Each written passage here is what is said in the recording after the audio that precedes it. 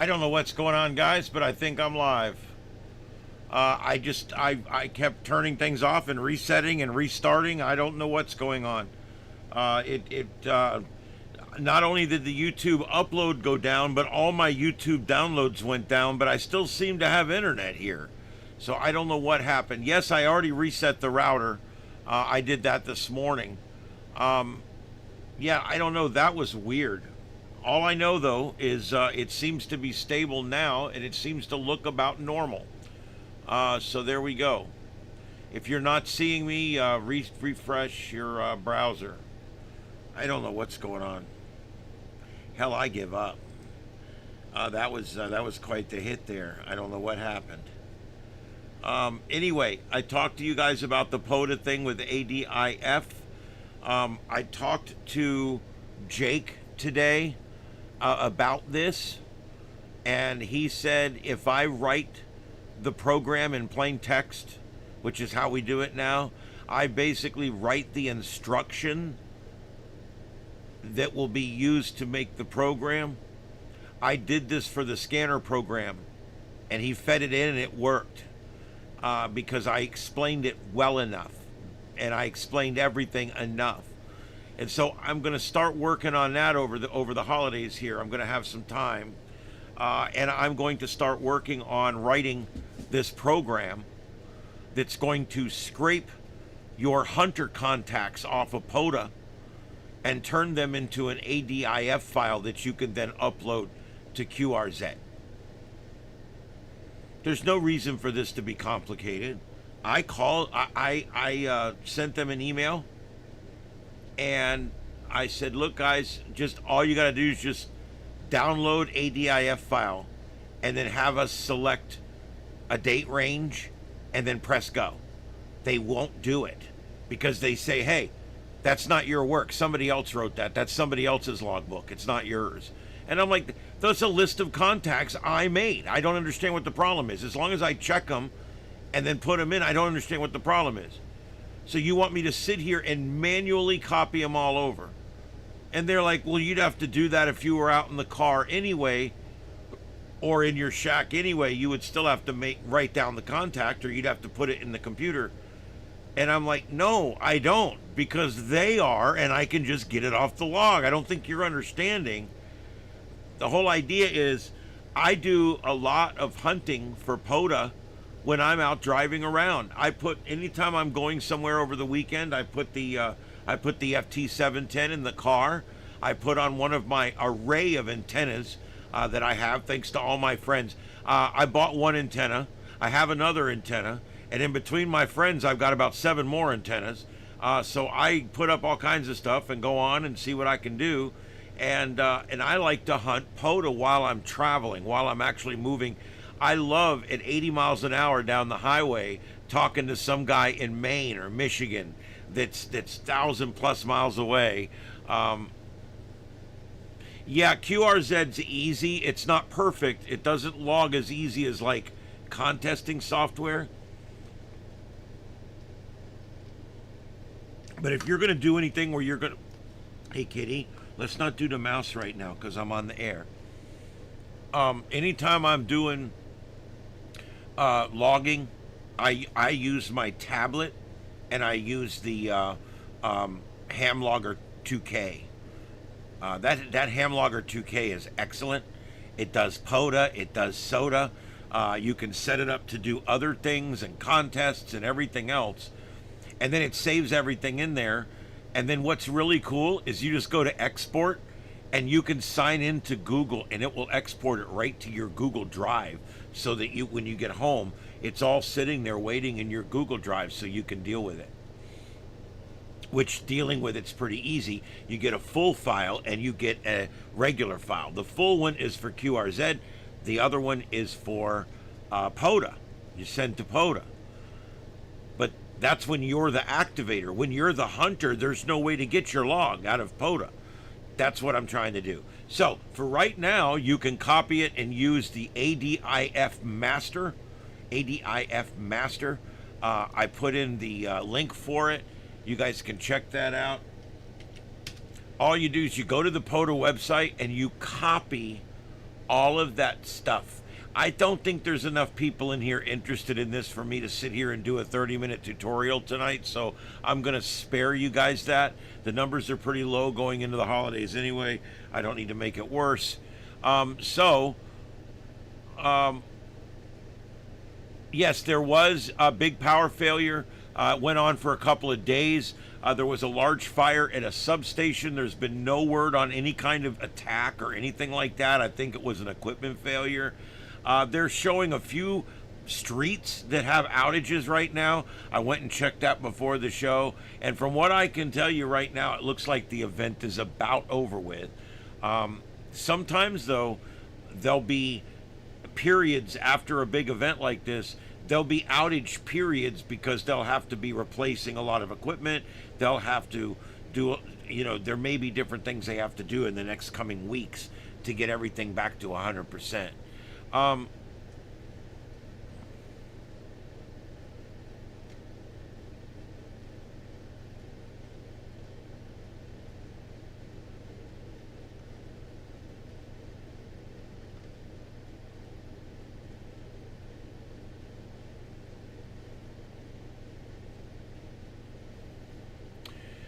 Well, let me tell you something. First of all, I have very bad luck. I don't allow people to use the term plug and play around me, because me, it's always plug and frustrate. And you can ask Heath, he's in here. You can ask Carr. You can ask Joseph. They have all worked on radios with me. Literally, when Joseph hooked up to my radio to try to get it working, I handed it to him and I walked away, and he plugged it all in and it worked. But he was able to figure it out. The radio, you have to turn the rig control off. Unfortunately, I'm going to have to live with it. You have to turn the rig control off and use it on Vox in order to get the audio in and out. And I'm having an issue right now. I got 10 full wrapped all on the line and everything. If it transmits more than about 20 or 25 watts, it shuts down the USB audio to the computer and resets the audio card. And you have to reset it sometimes. Sometimes it sets by itself. But it's a pain in the ass. So I'm dealing with that where I'm QRP right now. Because in the car, I can't use the USB to transmit at all in the car. Because the moment it starts to transmit, all of my shit goes offline in the car. So I'm going to have to wrap the entire feed line, I guess, in something. I'm going to have to buy some wire mesh or something that I can run it through. It's ridiculous. I don't know why. I always have problems with everything I try to do, and I don't know why.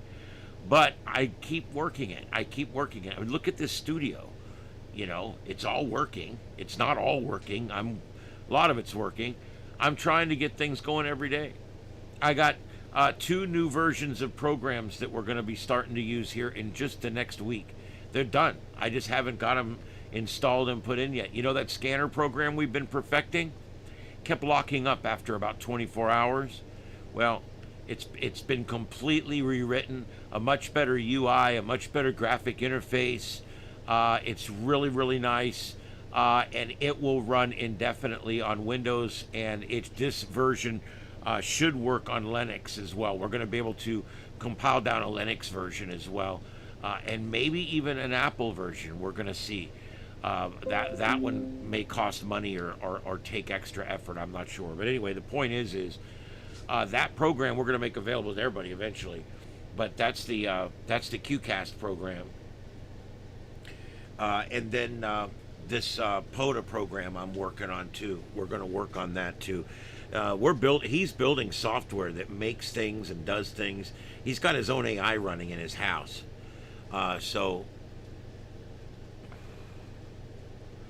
Yeah, I think, yeah.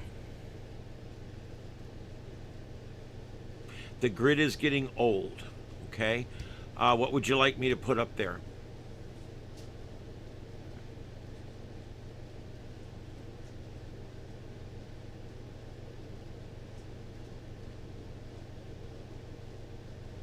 Yeah, you're right, Gator. That's absolutely it.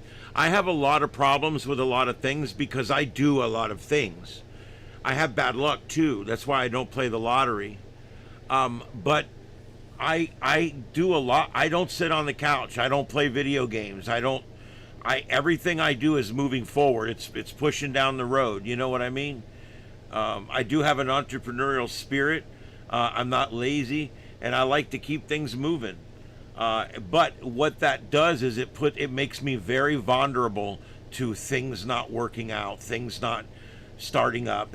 And I also make things work together. I mosh equipment together, like other people mosh music together. I mosh things together. Like I got an adapter that comes out of the back of my radio so that you guys can see the radio as a webcam on the computer. You know, I do weird things like that. And that system works great. It's flawless. But nobody would even think of doing that. No one's drove around with cameras moving all in the car and shit like I have, and you can see the radio and you can hear everybody talking and you can hear me and you know, but the penalty for that is frustration, because it's not always going to work. If you guys remember that one day, I tried 3 different times to start a broadcast and it just kept shitting out on me. But it's okay, because every time I learn, I'm becoming a better broadcaster. Do you know why it takes so long on the algorithms to become popular on YouTube? It's called training. Nobody's good on their first day. I've been training for this all my life. I've been, you know, everything I do, whether it's producing radio or audio dubbing, or the video work I've done, or the lighting stuff, or even all my time in public safety, fire, EMS, law enforcement, dispatch. I've done so many things in my life, and it's all prepared me to have my own news show that will eventually, probably, hopefully, maybe one day be popular. And so it's all led me to this day, you know, where I'm heading down the road. But the penalty for being the guy on the cutting edge of the technology, especially the guy that don't have a lot of money, that's trying to be on the cutting edge, because it's very difficult to get up on the edge when you have no money to stand on. And so what you end up doing is, like me, I've had to be very innovative, very creative, making my own wires and making things work in ways they weren't necessarily designed to work. But I'm able to get it done, and I'm able to put up a show unlike any other show that anyone puts up.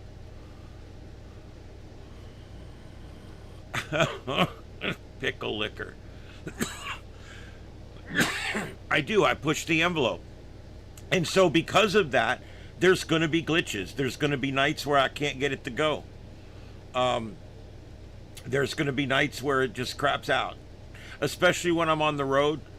I'm telling you guys, the variables between the voltages and the chargers and the what I've been doing, I'm using this in the car because I can run 4 phones, the internet, my tablet, the extra screen, the studio lights in the car, the little studio lights. All of that runs off of this one battery. And it runs it for 48 hours before it gets down below 10%.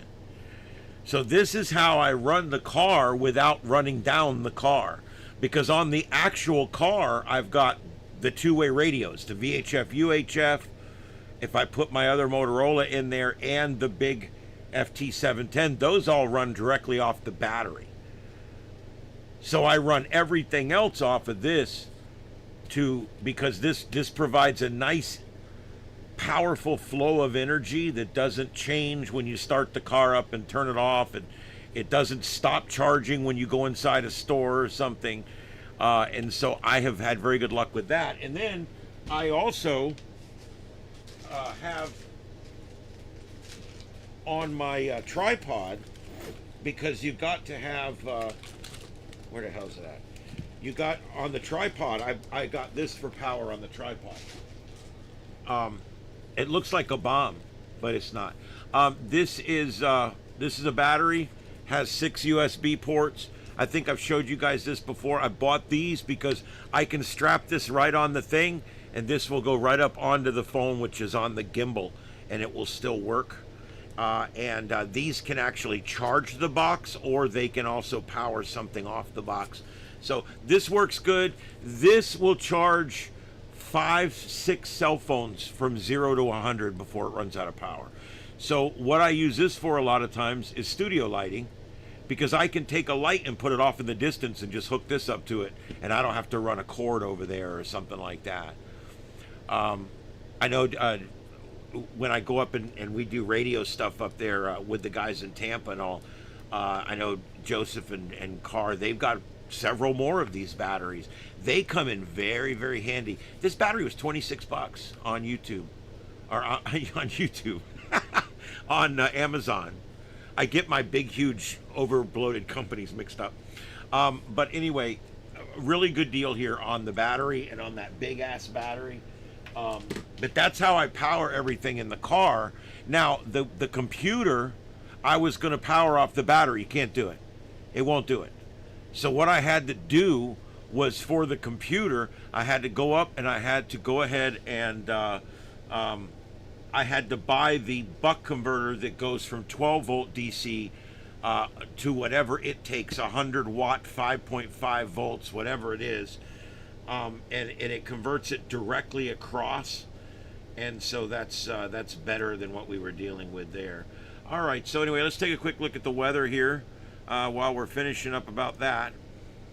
There's really not a lot going on tonight. Light snow up through the northeast and the eastern part of the Great Lakes, on down to Washington, Baltimore, Pennsylvania. All those areas seeing maybe a little light snow tonight. As you can see, that storm system coming through. We do have some special weather statements out here for overnight and early morning patchy freezing rain. So that's a little bit of a danger. That's along the mountain range there, on a certain side of the mountain range, a little bit of freezing rain. Once you get down here, we're all above freezing. Nothing going on, not a lot of rain or anything going on down there at all. We have been seeing, this has been incredible.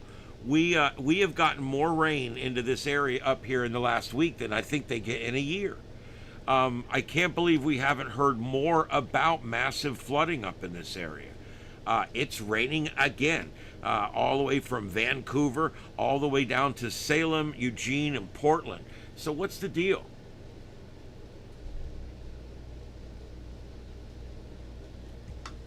The West Coast, the Pacific Coast, doesn't get large quantities of rainfall like you would think.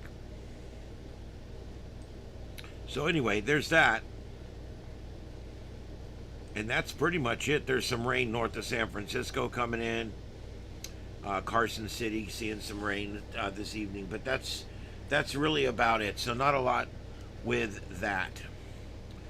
Let me see if there's any, we got any cams up here.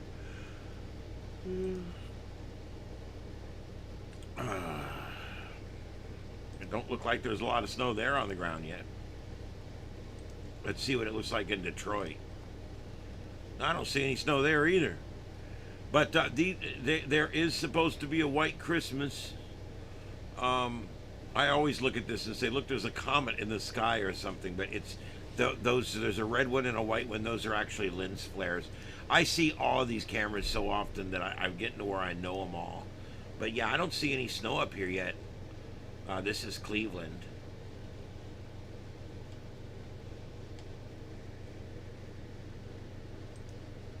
Oh. All right. Whoa, what happened? The whole thing just crashed.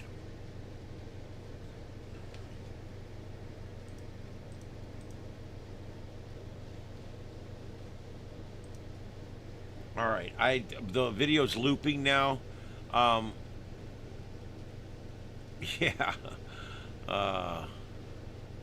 The bleeding edge. Yeah, that's me. Oh, Heath, you went through Blairsville. Did you say hi? You on the way to Blue Ridge to ride the Christmas train. Had a really fun time. Well, I appreciate that. I love Blairsville. That's my favorite little town in the whole world. It is just a neat place.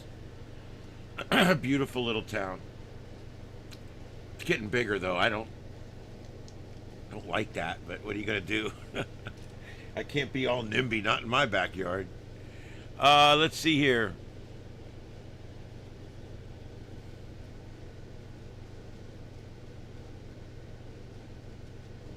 Okay, I don't see anything else there. Let's see what else we got over here. I'm going to check the news real quick. Boy, this scandal in Minnesota. If you guys aren't following this, Tampon Tim's in trouble. I'm telling you, this is going to go down. This is going to be like a gate. You know what I'm saying? This is going to be one of those big, huge things they talk about for 30 years. This has been going on for so long that we're talking hundreds of billions of dollars in fraud, and they're not done counting. And now they're saying it's going on in other states. They're going to be auditing across the country. The fraud that's been going on with all this COVID money and all these handouts that went on over the last 4 years. They got this one community here in Minnesota. I'm not going to get into this too deeply, so don't tune me out, okay? I'm 5 minutes, I'll be done. But this crap, okay, what these people were doing was they were filling out vouchers for all the meals that they served every day as a nonprofit or whatever. And the government was giving them $3 for every meal that they served. And this one, for instance, it was a Somali, they were all Somali nationals pretty much who had this thing going. And what was going on was they were literally billing the government for serving 200,000 meals a day. There's only 1,100 people living in that town. You couldn't get that many cars through this town in one day. Where were they serving these meals to? I mean, the numbers were astronomical. Little teeny organizations feeding 12,000 people a day. And it's like, and the government just wrote the checks, man. Just like with that road project yesterday. The government likes to write checks. They write the checks. It's your money. False Medicaid claims, yes. Oh, the fraud. We are finding out that Minnesota is right with fraud. Now, if you're from Minnesota, don't get upset at me, because all the states are corrupt. There's a certain level of corruption in every state. The blue one's obviously much more corrupt than the red ones. And I'm not saying that politically. I can prove it. But we don't have this going on in Florida. It never happened here. We didn't allow it. There was checks and balances.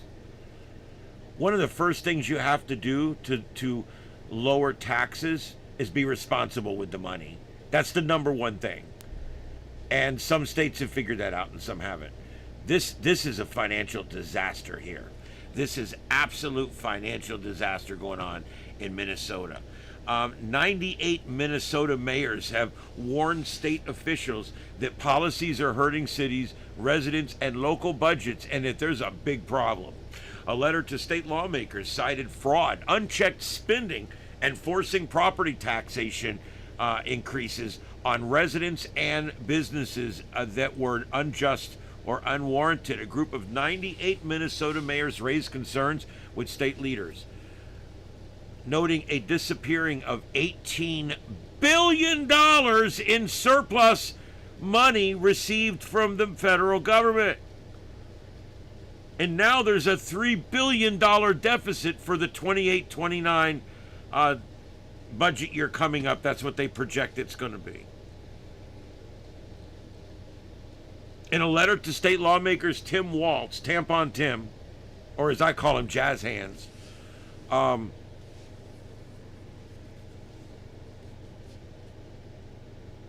the fraud was their concern and frustration, and they said the state was slipping in national credibility amongst the people. Fraud, unchecked spending, and inconsistent fiscal management in St. Paul have trickled down to our cities, reducing our capacity to plan responsibly, maintain infrastructure, hire and retain employees, and sustain core services without overburdening local taxpayers and according to the letter. Now, why is that?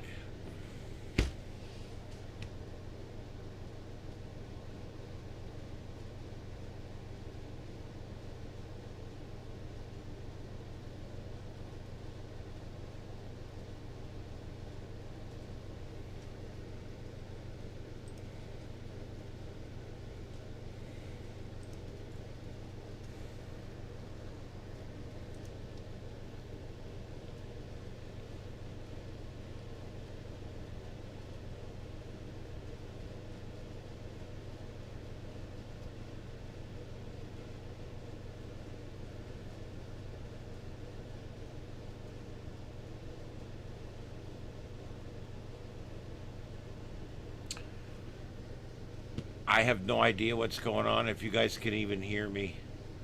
This is, I'm just sitting here and the ingest server just stopped receiving. No more. I don't know what's going on. Um,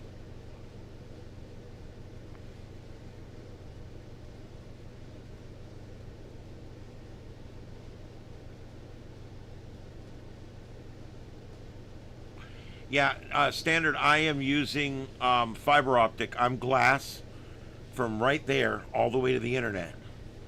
Okay, I'm glass. I'm no wires, no broadband, none of that last century bullshit. I don't know what's going on. We have this problem about once a month with YouTube.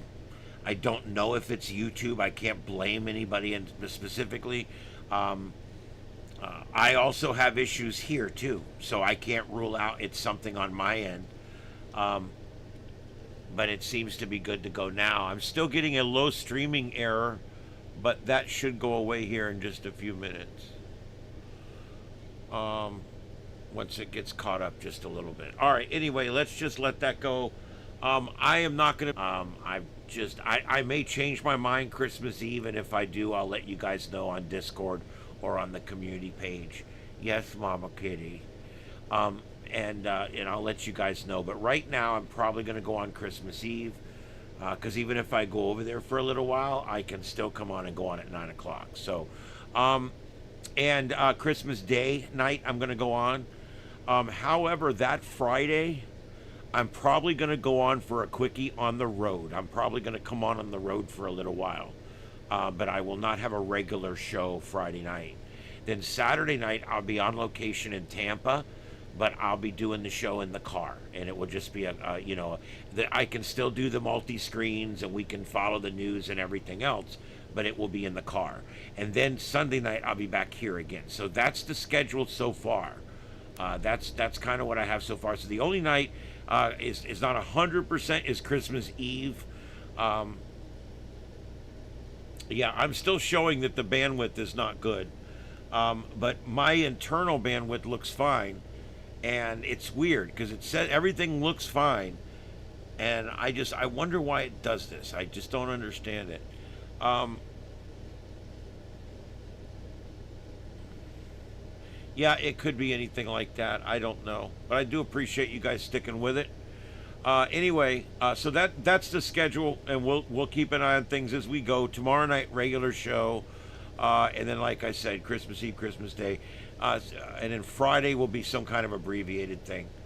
Um, I may do something live over the weekend. I'll try to let you guys know. I don't know. It'll be this coming weekend. I may do something live. I'm working on a couple of things that may work out. I don't know, and we'll see what we're gonna do. Okay. Other than that, I may go work some POTA too.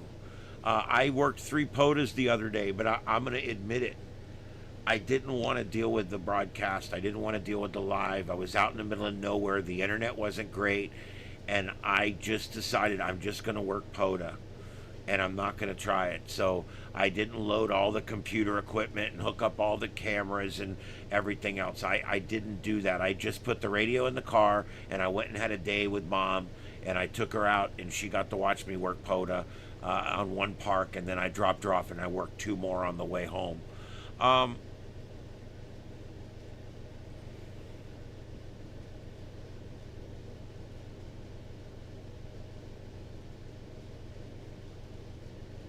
yep. All right, so there you go.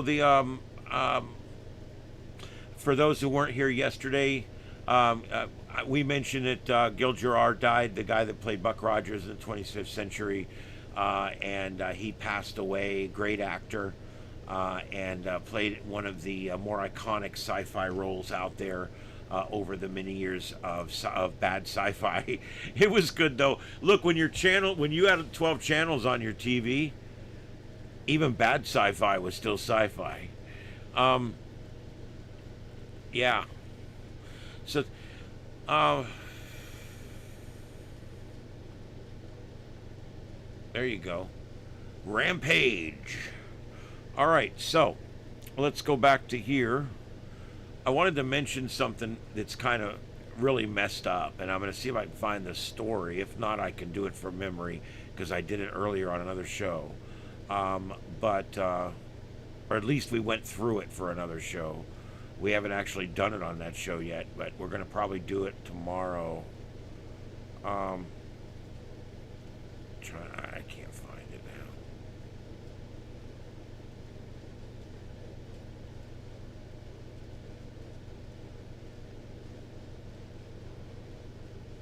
All right, I don't see it, so I'm just going to go with memory.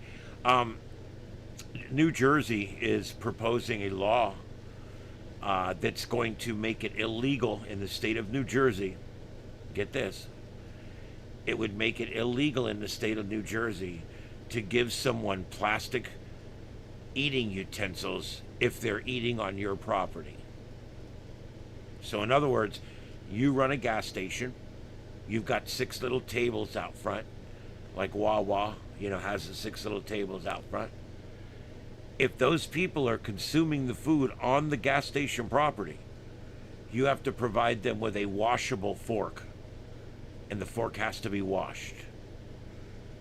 Now, I want you to think about that. Now, while you're thinking about that, along with this law, if they're eating on property, doesn't matter when they pay for it, doesn't matter if there's a server, none of that matters. All that matters is they're consuming the food on the property where they bought it. Okay? If that's the case, you cannot give them packets of condiments either. Salt, pepper, ketchup, mayonnaise, mustard, taco sauce, hot sauce, vinegar. You can't give them any kind of condiment at all that comes in the little packets. Now, think about that. So, the Taco Bell has to now ask you, because I don't know if you noticed, Taco Bell doesn't ask you here or to go. They just package everything to go. It just makes it easier, right? Now, they're going to have to go, in Jersey, they're going to have to go back to asking you, are you eating here or are you eating out? And if they say, well, by George, I'm eating right here in your dining room, they're going to have to provide that person, if they need it, a fork, a knife, and a spoon that are washable. And then they'll have to collect those back up after the person eats and wash them. Now, this is nuts. And they're going to have to provide pumpers for the sauce because they can no longer put packets of sauce out. Packets can only be given for to-go orders that are not going to be consumed on property, and the packets cannot be given for any reason other than they were asked for. In other words, you can't just throw in 2 packets of ketchup like they do now. You cannot put any condiments in that bag at all unless they are specifically asked for by the customer or the Uber Eats driver that's picking it up. So not only can you not get a packet of taco sauce if you're eating at Taco Bell, but now if you're getting an Uber Eats at your house, you have to remember, make sure you throw that ketchup in there. And then they're only going to give you whatever, a few of them, and you would have to take it off property to consume it. I want you to think about how absolutely ignorant this is. This is like the damn straw ban that they've got down here. Our Sanibel Island, which is a bunch of liberals in sheep's clothing, okay, down there on Sanibel Island, they're down there. They have made a straw ban. They actually come in your bar, and if you're putting plastic straws or plastic stirrers or plastic spoons or plastic anything in your drink, it's a fine. It's a cash fine. The one in Jersey I just told you about, first offense, $1,000 fine. Second offense, $2,500 fine, and it goes up from there. So if a guy walks in and you give him packets and he goes and sits down and eats in the restaurant, if that's the inspector, you're in trouble. $2,500 fine. They're going to have sting operations for this. They did this on the island. They had guys going around seeing what kind of straws all of the hotel restaurants were using, sending people in after hours to buy a non-alcoholic drink and just sit in the corner for 5 minutes and then get up and leave. We know what you're doing, government. It was the SVU, the Straw Victims Unit. It was the Super Straw Enforcement Unit, coming soon to NBC primetime.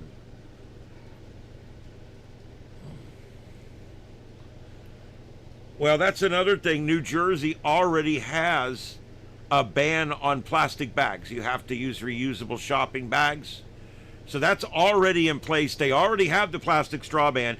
They already have the plastic shopping bag ban, which we, like I said, the only place that has anything like that down here, Sanibel Island, Fort Myers Beach, and I think Marco, or something down south. Maybe it's Naples. I don't know, one of those.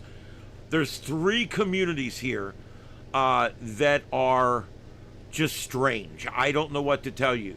They don't really fit. It's like on Sesame Street, one of these kids is doing his own thing. Well, that's Sanibel Island. They're kind of doing their own thing out there. They have nonpartisan races for their city council. What a bunch of horse shit nonpartisan races are. All nonpartisan races do is allow Democrats to become councilmen in a predominantly Republican area. Anyway, so straw bans. Did they save any turtles? No. The whole straw thing was bullshit. Even some of these groups have come out and said, look, by making the straw ban, you've made this ridiculous thing that people are now out making fun of. We don't want people out making fun of green initiatives. And there's actually been guidance from some of these places to these cities. Hey, let's back off the straw bans. Because all we're doing, when we start doing things just to start doing things, because it's like with gun control, they can't do anything big because it'll never pass. So they do something stupid like ban something that wasn't even involved in the latest shooting. Or ban something that wasn't even, whatever. That wouldn't have affected a thing. They made a law down here that you had to be 21 to buy a rifle. That would not have stopped any of the last 20 shootings. But they did it because why? What do I always tell you guys? It's government. They had to do something. They took our money. So they had to do something with our money because they took our money, right? So anytime they take your money, they got to do something for you. And God knows they're so helpful. The Ronald Reagan said it. Well, he said, the scariest words you'll ever hear is, hi, I'm from the government and I'm here to help. And he's right. Anytime they try to help, they screw it up. Straw bans, bans on forks, bans on packets of sauce. This is getting ridiculous. It's just absolutely getting out of control. Why do I bring it up? Well, because you know what? It may not. We brought it up on our local show. We're going to do it on the local show. It's on the list. Why? Because even though it's in New Jersey, it's in a blue state, that kind of cancer spreads. We've already got a straw ban right here in Sanibel Island. That's right down the road. I mean, that's like hearing the bombs. You can hear it. It's right down the road. Why? Why the straw ban? It doesn't save any turtles. How many turtles did they find with straws hanging out of their nose and shit? Yeah, I hope they do. There's people fighting it right now. I hope they do.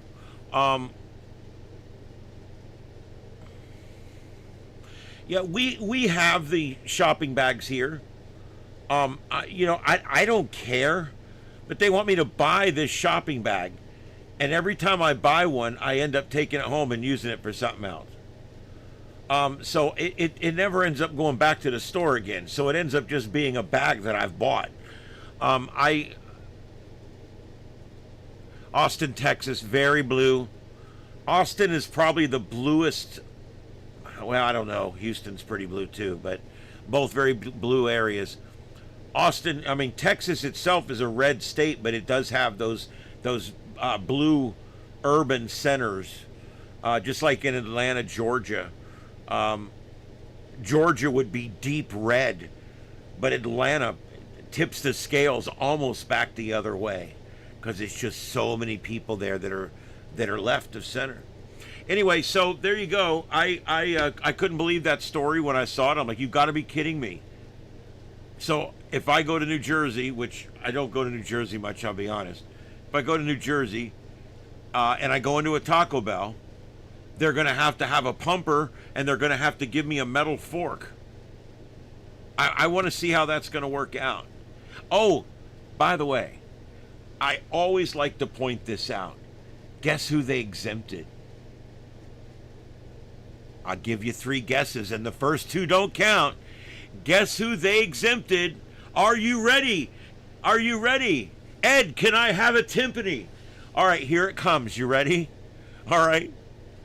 Health places, government organizations, and what was the other one? There's like all stuff that they have to do it. So in other words, if the government has a government ball field, then they can serve you plastic forks on property because they exempted themselves. Just like window tint. Every cop car's got limo window tint. But I'm not allowed. I get a ticket for that. They take my money for that and eventually my license. The government, the first thing they do is exempt themselves. You cannot use a computer or a phone in your car. Exempt government vehicles, completely exempt. They can go down the road typing with both hands playing a video game. It's perfectly legal. If they hit somebody, they hit somebody. And of course, it's a cop, so even if they rear end you, they're going to somehow find it out to be your fault.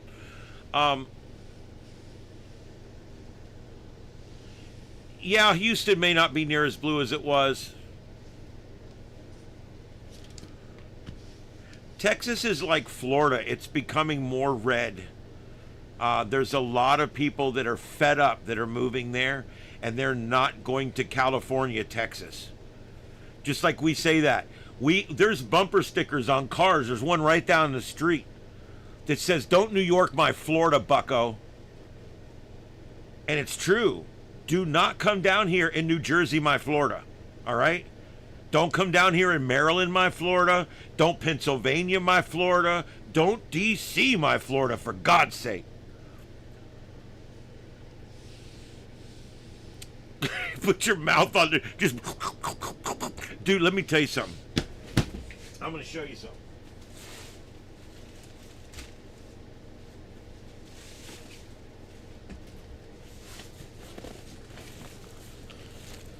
This is my condiments box. I have every kind of condiment. Vinegar for French fries. I got all kinds. I got enough hot sauce to get me all the way to Mexico. Okay. Oh, one of my favorite condiments in the whole world right there. Look at that sumbitch. I got about 20 of those in here, dude. These are like gold. Are you kidding me? I'm a dipper when it comes to Arby's sauce. But everything, mustard sauce, equal, more Arby's sauce, hickory smoked barbecue sauce from Arby's, mayonnaise, got all kinds of stuff in here.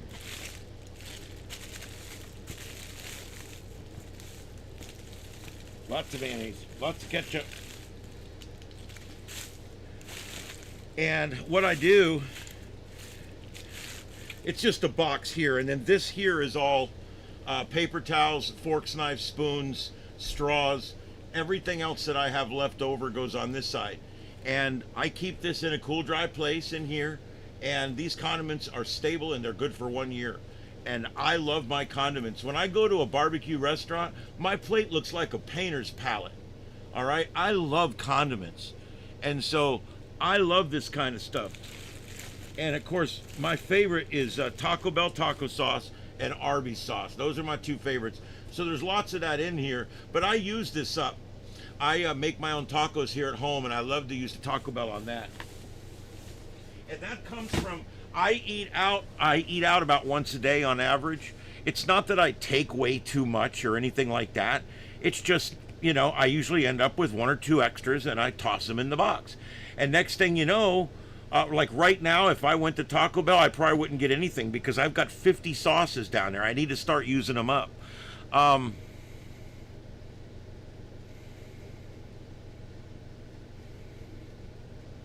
There you go. Let's see.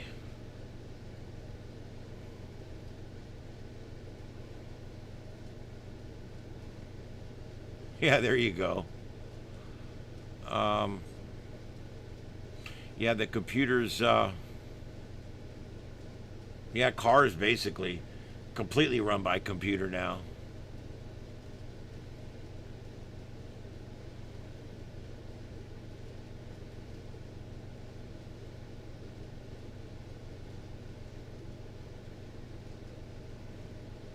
I don't know what you mean by that. You got your FT8 running? That's cool. I've got mine running too. I don't have it necessarily running right this minute, but are you on 20 meters? Let me see if this comes up. If it comes up, it comes up. Um,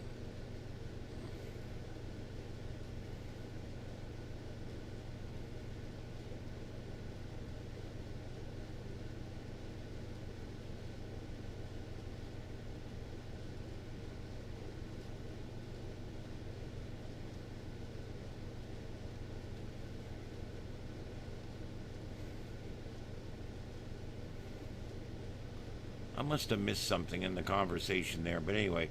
All right.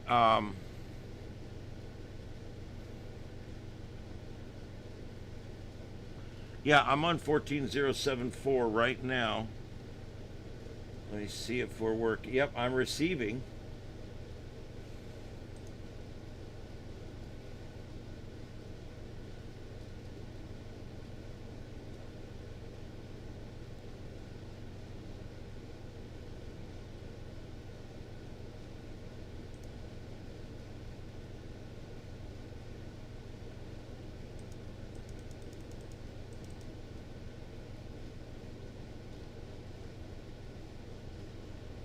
Yeah, I'm receiving if this is a day band and it's nighttime, so it's not doing so well right this minute.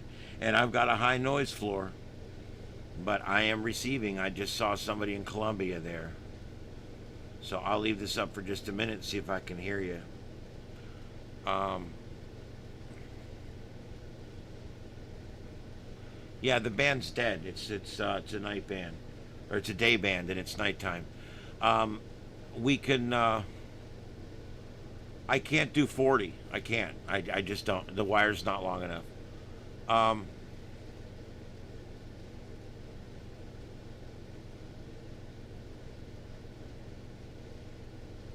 yeah, I can only put out about 20 watts too. So we probably won't be able to do this tonight, but that's all right. We're gonna do it. I'm going to get 40 up, even if I have to string up something across my whole freaking yard. I'm gonna get 40 up. Yeah, Junior, that's probably it. It's on every antenna. It's on everything. I can put a little antenna on the radio. It's like I pull into my yard and the noise floor goes up. It goes up coming down the street. This whole neighborhood has a high noise floor, and it's epicentered right around here somewhere. I'm at the end of a dead end power line, about 8 feet from the back corner of the shed here.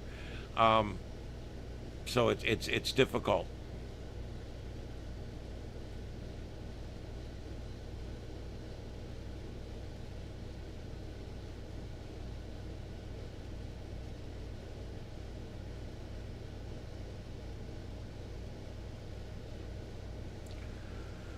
Oh, what else did I have over here? I had.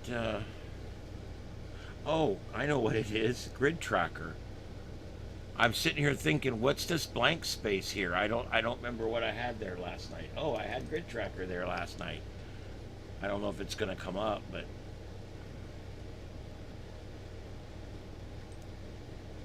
let's see if I can.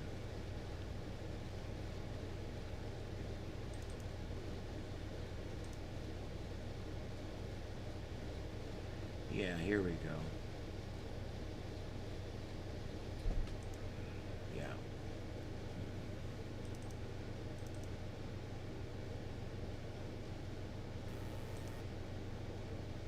All right. There we go. Now it's coming up. All right, and there's the FT8 grid. There's that. FT8-1. There's that.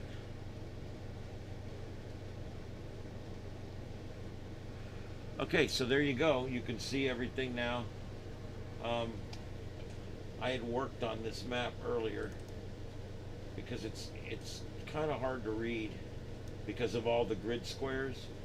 So what I had done is you can actually fix that here. What did I do? I brought these widths up so you can see them on that little screen better. And then huh.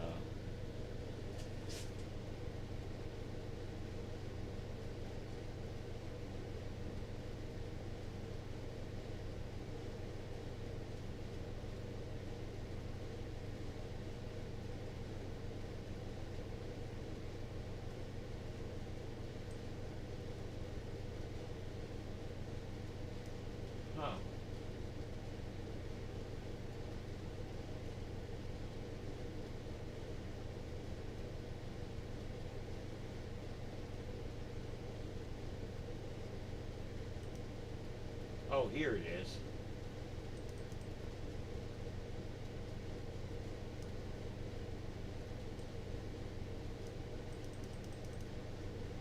Yeah, that's what I did. I turned this down.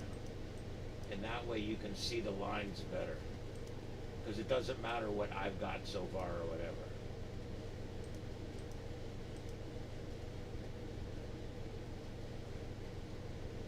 Those trees, by the way, are active parks. And it sure looks like that aurora wants to come down.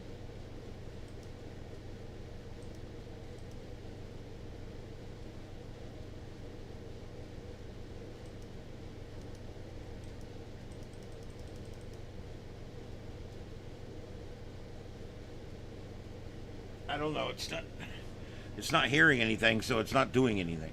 But anyway, this is the setup, guys. This is the setup right here for FT8. So we're going to be able to do FT8 right on the show. I thought that was kind of cool.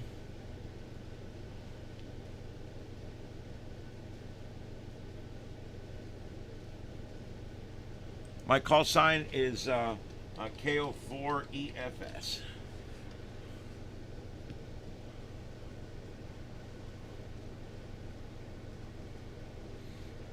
But anyway, there you go. This is the FT8 setup, and we'll be able to normally when it's going. Let me put it on 40 so you can see what it looks like when it's active. Let's go to 7.074, and I'm going to move this down to 7. Very high noise floor. I've got a 10/9 noise floor there, but you can still see stations through it. Look at that.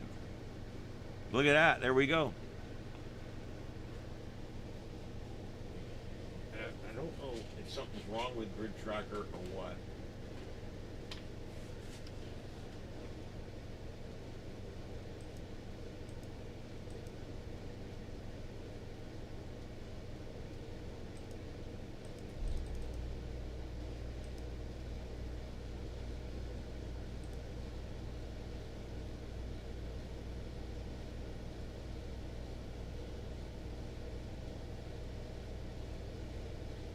Lines up now.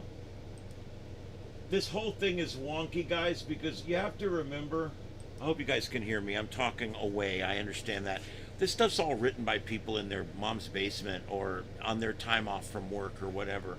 It's ham radio stuff, you know, and it's not done as a primary job. It's done as an afterthought. It's done as a hobby. It's done as whatever. And so a lot of times you end up with people that they make something and it's really not that good, but it's all we got. All right, I'm going to make these lines a lot thicker so you can see um, the lines better.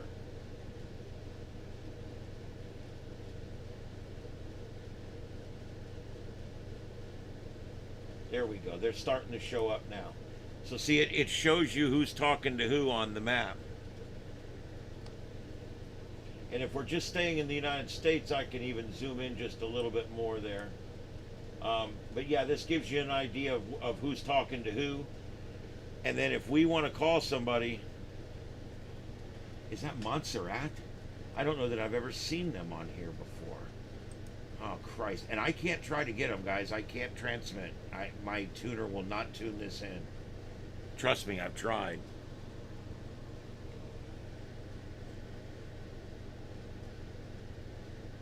It doesn't even say how far away that is. I'm going to pull that up just to see it.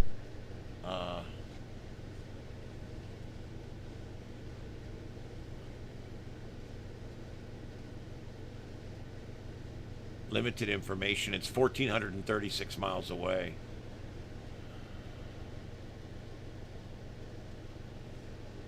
All I have to do is double click and then hit halt, and it will pull up their info for me so I can see it without actually trying to talk to them. All right, but yeah, this is the whole FT8 thing going on right here, and it seems to be going well. Next big check I get from YouTube, I'm going to build a new computer. I'm going to build another Ryzen 9, but I'm going to build it with the best of everything. And this time, I'm going to spend about $1,200 on a video card alone. I want this video card to be the perfect video card. It's going to be production quality. It's going to have probably 6 outputs. And it's going to be able to run not only my video, but all of my audio processing as well. But anyway, if you want to try to call me on 40, I don't know. If you want to try to call me on 40, you can. I'll see you, but I won't be able to respond to you. There's Montserrat again. That's pretty cool that they showed up.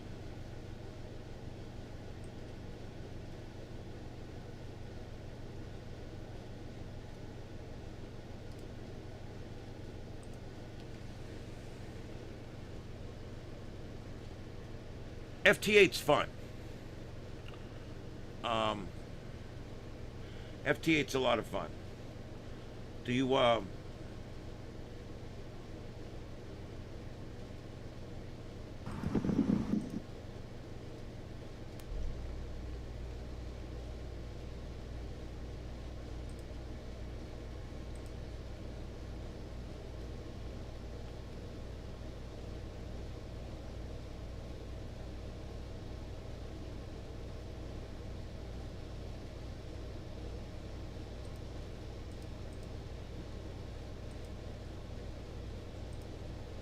hold on, let me see if I can do this. Audio input, radio. I'm going to see if I can put a radio input.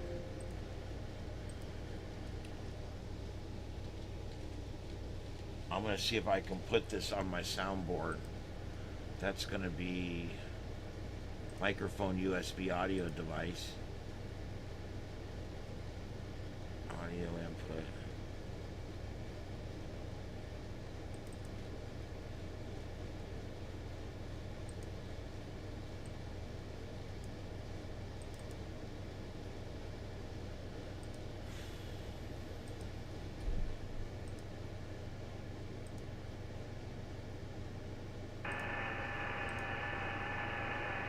This is what it sounds like. You hear the noise floor?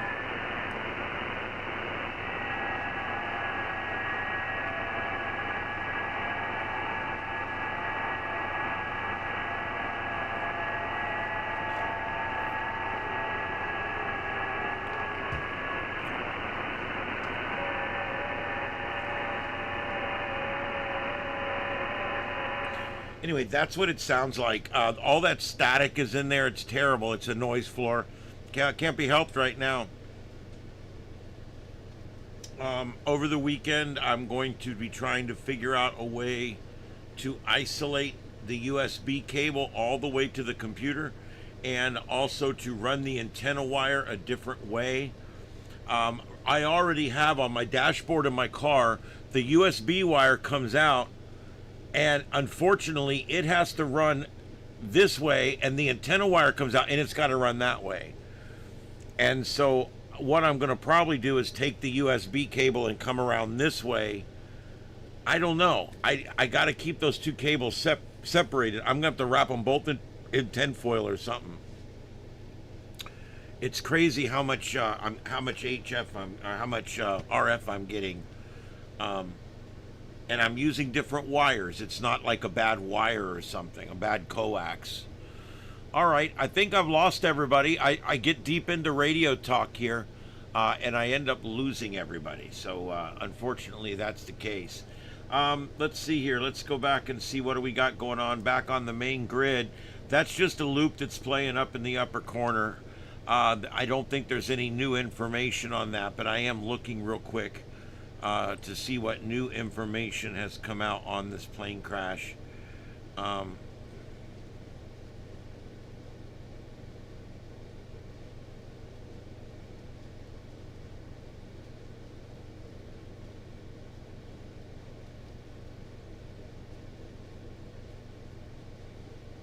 And by the way, the Kansas City Chiefs are moving to Kansas. They were, I guess, in Illinois, or what is it? Kansas City, Missouri. I guess they were in Missouri side. And I guess they're moving over to the Kansas City side. All right. I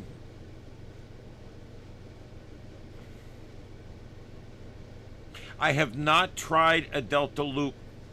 I have tried hex beams. I have tried dipole wires. I've tried, I got an end fed out there right now. I got a 6-meter beam. I mean, I've tried all different stuff, and it all picks up this very high noise floor. They make an antenna, they make a thing you hook to your antenna and hook to your radio, and it has a small antenna, and it basically removes localized noise. I may try something like that. I know some people that have had some success with something like that. So I'm trying to, I may possibly try something like that. All right, and in our final story for the evening, a pilot reports a UFO hovering beside his jet, leaving air traffic control stunned. Good luck with the aliens, they said. Pilot reportedly told the air traffic controller the cylindrical object appeared to be standing still with nothing attached to it. The pilot of the private jet reportedly... Shut up!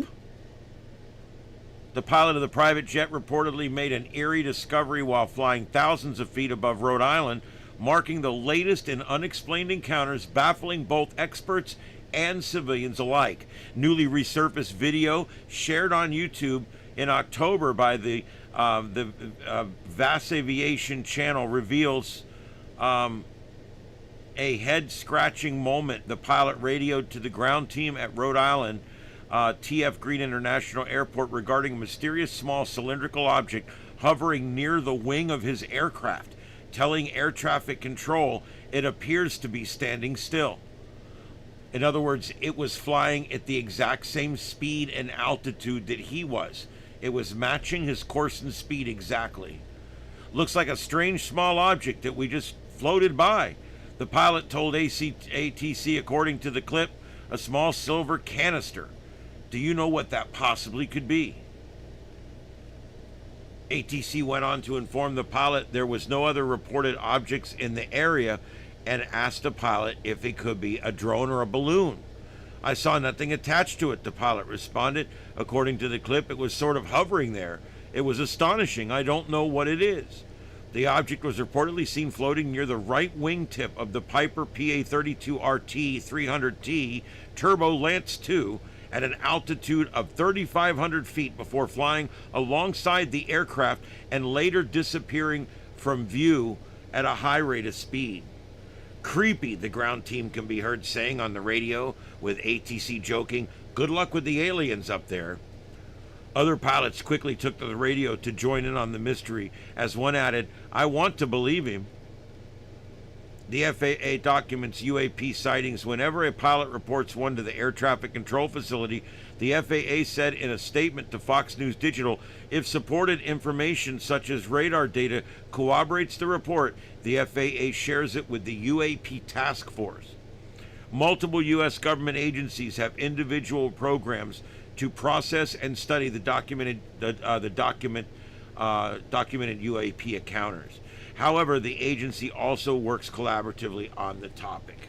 All right, so that's basically where we're at. It reminds me of a Twilight Zone episode. Yeah, was Bill Shatner or John Lithgow in that one by any chance? That's one of my favorite TV scenes of all time. Because remember, Bill Shatner was the original guy in the plane that tried to shoot the creature out on the wing, remember? And then when they remade the movie 25 or 30 years later, John Lithgow played the crazy guy on the plane. They took the gun and tried to shoot the thing on the wing, right? They both appeared together in a Third Rock from the Sun episode where Kirk is playing the big head and John Lithgow is playing the leader of the Earth expedition or whatever. Okay? And it's funny because Kirk walks in late and he says, "You're late." And he says, "Yeah, I'm late. The craziest thing happened on the plane. There was something on the wing. It was tearing the plane up." And John Lithgow goes, "The same thing happened to me." It was just, it's just, if you just know the whole thing going into it, when it happens and the first time you watch it, you're shocked. You're like, I can't believe that just, you're right. Those are the two guys. Of all the people in the entire world, those were the two guys in the Twilight Zone that had the same problem. Anyway.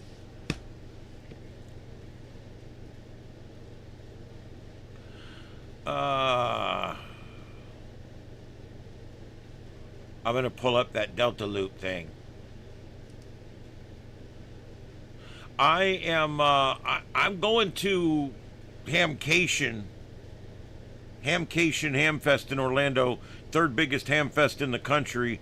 I should be able to buy what I need there. One of the things I'm looking for, I got two things I'm looking for. I got to solve this problem with my car. I need to get an antenna on my car. Even if I have to drill a hole, I don't care. I'll drill a hole.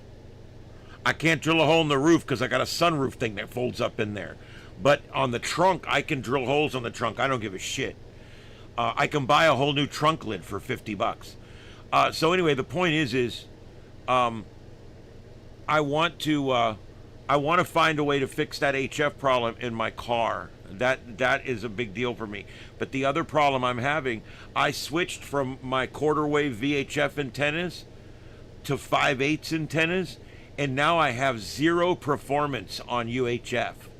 Those 5/8 VHF antennas, they suck on UHF. In this area, the NI4CE Central and Southwest Florida Connected Repeater System, all UHF. The SARNet, the statewide connected repeater system, all UHF. So I use UHF more than I use VHF. All that's on VHF's the local clubs, and I think they forgot how to talk. So I need to switch one of those 5/8 NMOs. I want to get a stacked collinear 440. I want something that's got like dB out the ass. I want something that's really going to pump up the volume, pump up the volume, pump up the volume, dance.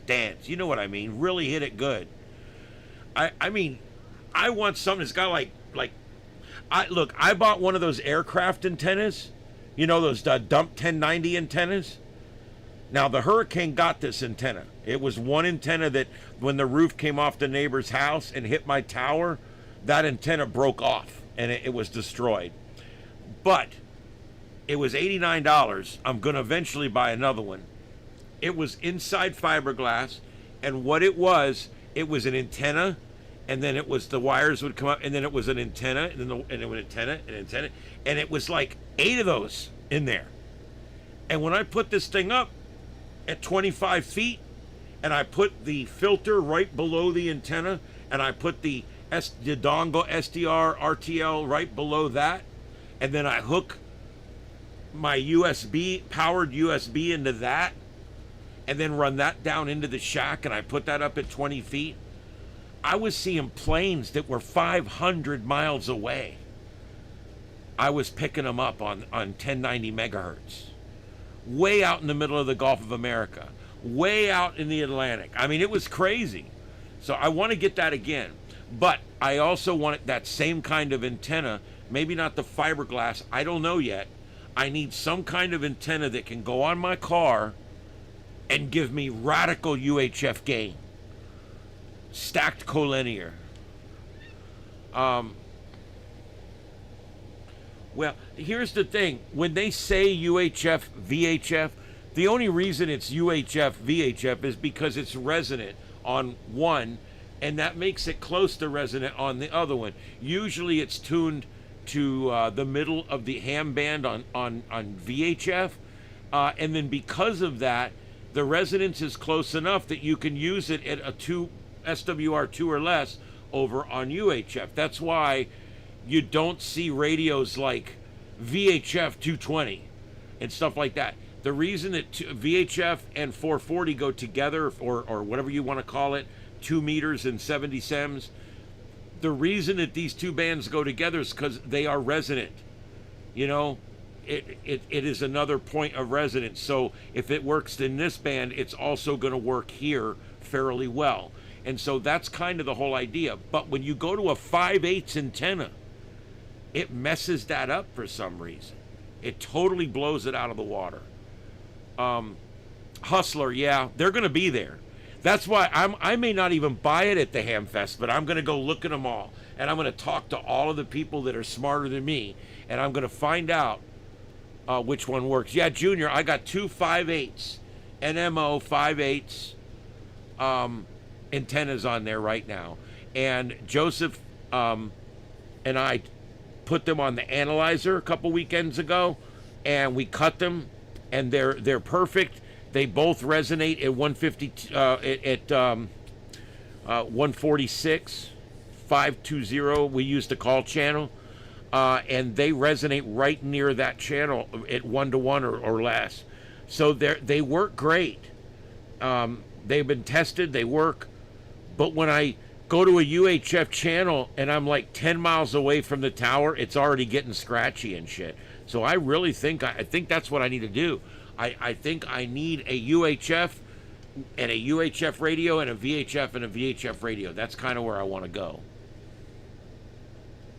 Yeah, I mean, I'm going to look at those. Also, I'm a pretty big fan of Comet antennas, the GP9, and we got a GP9, a couple of GP1s here on the tower, and they do really well. I do like Comet stuff. I've even had a few Comet high-performance portable antennas that people have bought, and they said they did really, really well. I had one, it got broken, unfortunately. It's still in my parts box, but it was a really thin antenna. It was a Comet, and it worked. It seemed to outperform the antenna that came on the radio. And like I always tell you guys, generally speaking, the antenna that came on the radio will perform as good as any other antenna that hooks directly to the radio. Now, if you go to a roof-mounted 5/8 antenna, that's obviously going to give you a lot better performance. But you know those longer ones, the ones that are about this long? I've done testing 2 different times. I can't find where those give you any better performance than the one that came on the radio, because this is the one the radio was tuned with, tested to. When they built the radio and they tuned it to filtering and everything for the radio, they did it with this antenna and this radio, this frame, with a person holding it just like this. That's how you use it, and that's how this antenna was designed to work optimally. With the Baofangs, with the Radtels, with the TYTs, everyone I've tested, I have got a box up here with literally 50 different antennas in it. every kind of antenna you can imagine.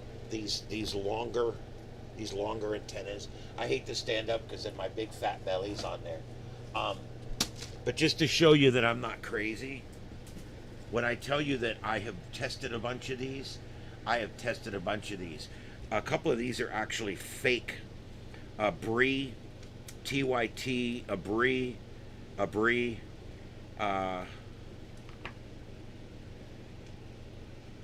mostly, almost all of these are a Breeze.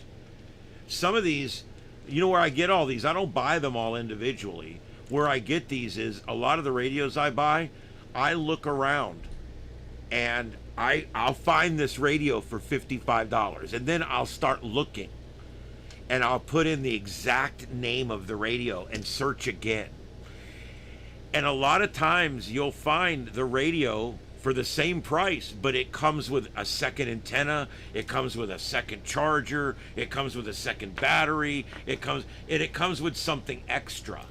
And that's why I always I end up with a bunch of these extra antennas. I notice I got they're both kinds here. I got some males and females. I don't find that these increase the performance at all over the standard antenna that comes. Now you guys can do some testing. You know how I did it? I turned on 2 different VHF radios here. One I hooked to an outside antenna, one I hooked to an inside antenna. I put a camera facing on the 2 radios. They both have meters on them. I would go down the street about a mile to a county park right down the street. I used the same radio set on the same settings, and I would go through about 15 different antennas. And I would say, antenna number 1, it's an Abri, it's a long antenna, da-da-da-da-da. Antenna number 2, another Abri, this is da-da-da-da. And I would literally talk over the radio which antenna I'm testing. And then when I'd get back home, I would play the video back, and I would write down, I would type out a spreadsheet of what my maximum output was from each antenna, low and high, and I would put those all in. And then from that, I was able to literally conclude that these longer antennas don't actually buy you much. Now, maybe if you're way out in the woods, they'll give you an edge. I'm not going to rule that out, but I really don't see a huge advantage to these antennas. I see these poor old men, they're like 90 years old, and they're walking around, and they got this antenna on the radio, and it's hanging off of their belt. That poor bow thing is hanging on for a dear life on the back of those trousers that are falling down. And then they got this antenna on there, and it's going like this all behind them. It looks like a dog with a tail wagging. And I'm like, dude, that antenna don't help. Go watch one of my videos or something, because that antenna don't help. I'm just telling you, it don't. It just doesn't. I mean, and this is my opinion, but I actually did test it. You know, I've tested this. I do know that what I'm saying is true. You can do it with anything. You can do it with 2 portables. These new portables, like this Radtel, actually has signal meter. It has signal meters on it. Okay? It has a signal meter. You could do it with this. Just leave this back at the shack or on the table in your house, and then just literally walk down to the end of the block or drive down to the end of the block, and then take the other radio and do what I said. Just find a channel, pick some channel in the experimental band, and just start trying it. And do UHF and, you know, maybe if you want, do VHF. Check them both. But I know I've got probably a total of about 40 different antennas. I've got about 12 or so of these. I've got 2 or 3 of the Tacticals. I got one that folds out to 48. I got one that folds out to 36, and I think I got one that folds out to 24.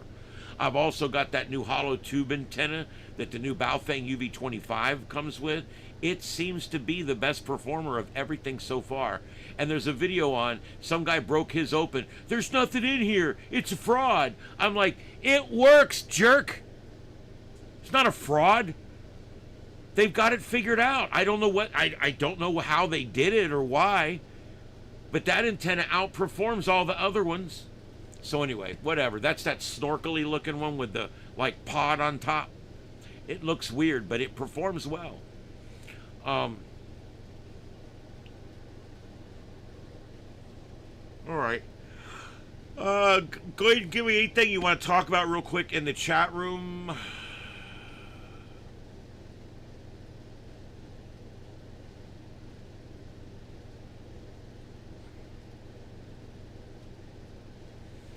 Yeah, you really want to find which antenna is going to give you, no matter what, which antenna is going to give you the best performance.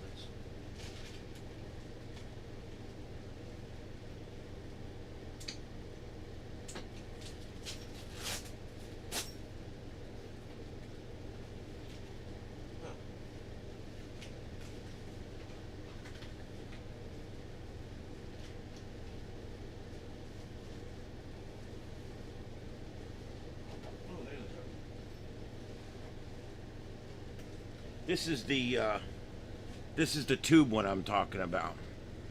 I keep this in my go bag because this goes with me in a disaster, because this one here, laugh if you want, this Baofeng antenna right here outperforms everything I have. You can buy these for about, yes mama, you can buy these for about $10, or just buy the UV25. They're down to like $25, $30.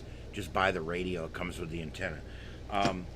But this is a really good one. And then I got, let me see.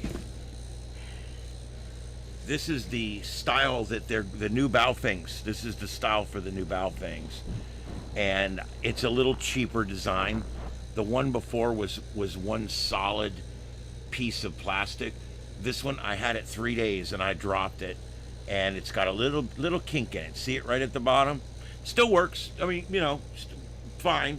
But it's just not as hardy, because look, you can pull the cover off and you can actually see the whole thing. It's not really put together well. I just I was a little disappointed in these new these are the new, like for the UV5 RMs and stuff like that.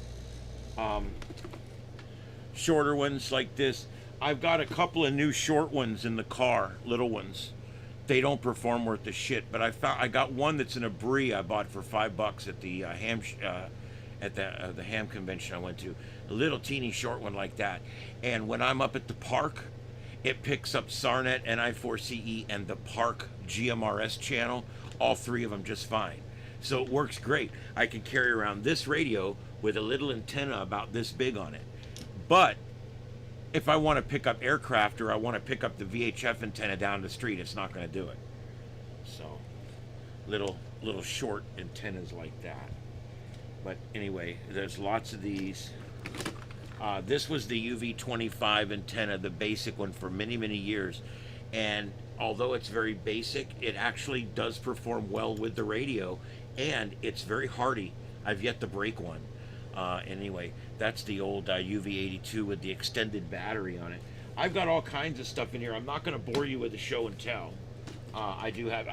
This was my walk around radio for about 2 years, and this thing still works. I mean, this was literally, it needs charge. This was my walk around radio for 2 years. It's got crossband repeat, does the dual watch, really nice TYT radio. So that was literally my walking around radio for a long time. But I've got a lot of radios in here. I even have fanny packs that are set up to carry the equipment.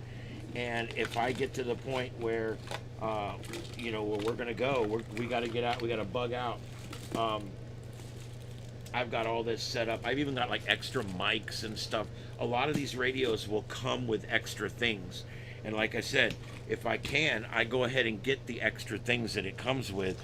And then I just throw them in this box. This box here has every piece of backup communication equipment I have that's portable. All goes in this box right here. And it goes right here. And if something happens, I can go through there and get what I need.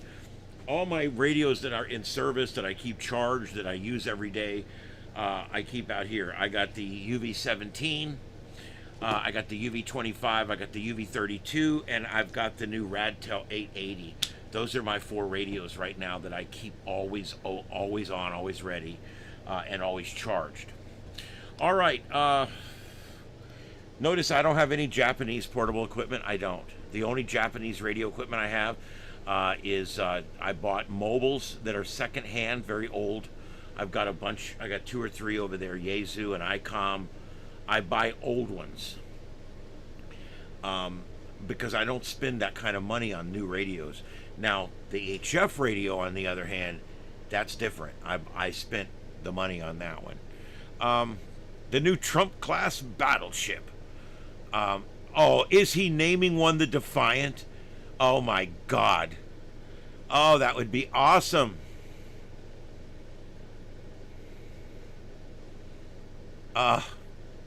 Dude, I'll have a picture of that on the wall.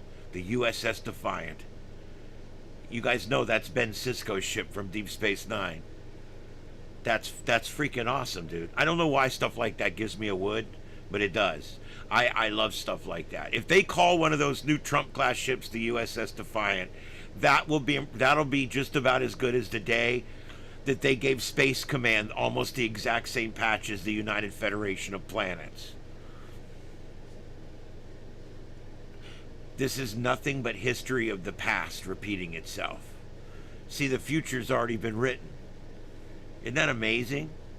We watched Star Trek in the 60s. We had no idea how much of that would actually come true, how many of those devices they would actually build, how many of those logos we would actually wear on our soldiers' shoulders as they fly into space. That's pretty freaking cool. And yeah, they fly to space all the time. They just don't tell us about it.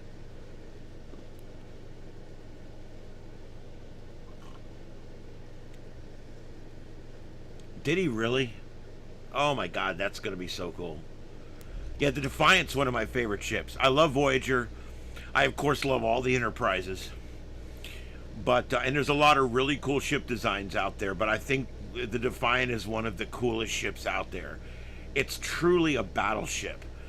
A small one, granted. It's designed to be nimble, but it's got the pulse phasers. It's got quantum torpedoes. It's got a full weapons array, and of course a cloaking device. I mean, get out of here. That's by far the most battle capable Starfleet ship that there is during that time period.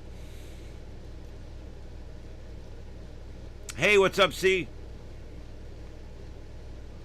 We've been talking about a little bit of everything tonight.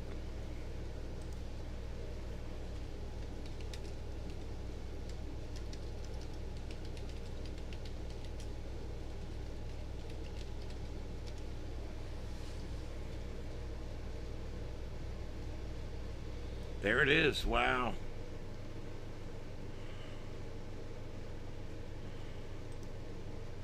USNI News.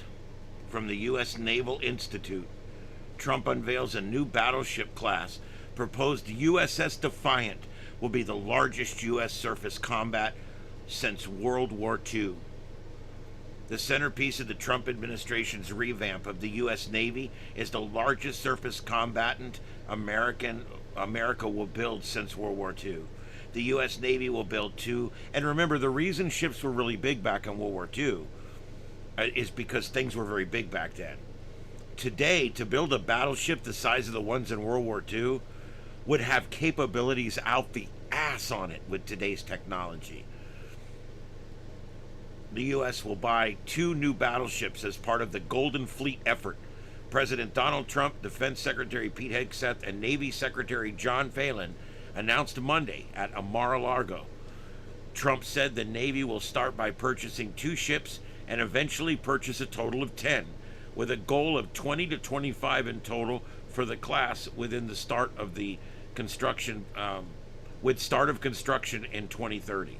The U.S. Navy will lead the design along with me, because I am very I'm a very aesthetic person.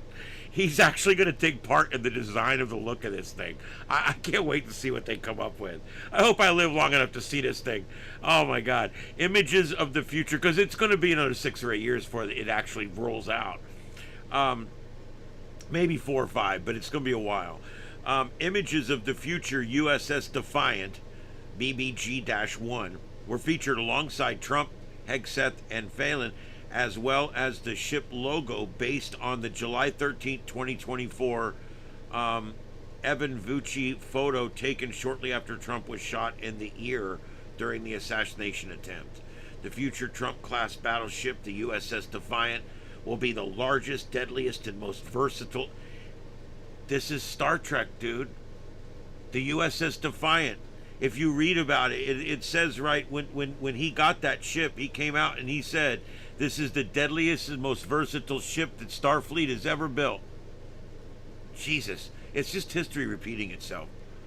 Now there'll be a work of shipyards everywhere, from Philadelphia to San Diego, from Maine to Mississippi, from the Great Lakes to the Gulf Coast, and for manufacturers, they will build components for the battleships in every state.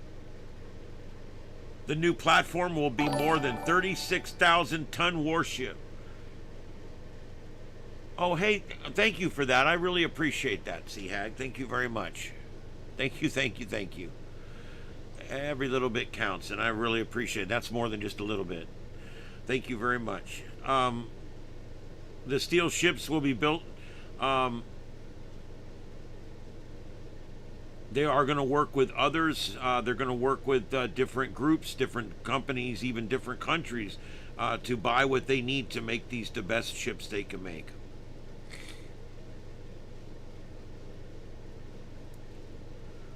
It'll be able to operate independently or part of a carrier strike group or commanding its own surface action group depending on the mission and threat environment. With the ability to provide forward command and control for both manned and unmanned platforms, that means it flies drones. The battleship will be a critical component in executing the Navy's warfighting concept. The announcement comes as the Trump administration overhauls the Navy's acquisition plans for the surface fleet.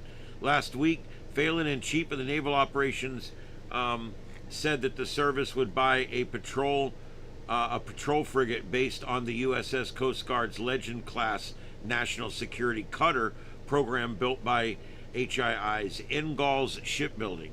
That decision followed Phelan's truncation of the Constellation-class frigate last line. So in other words, they're basically canceling some of the orders they even had out, and they're changing things around. This thing's going to be something else. It's not going to look like a World War II battleship. It's going to look very different.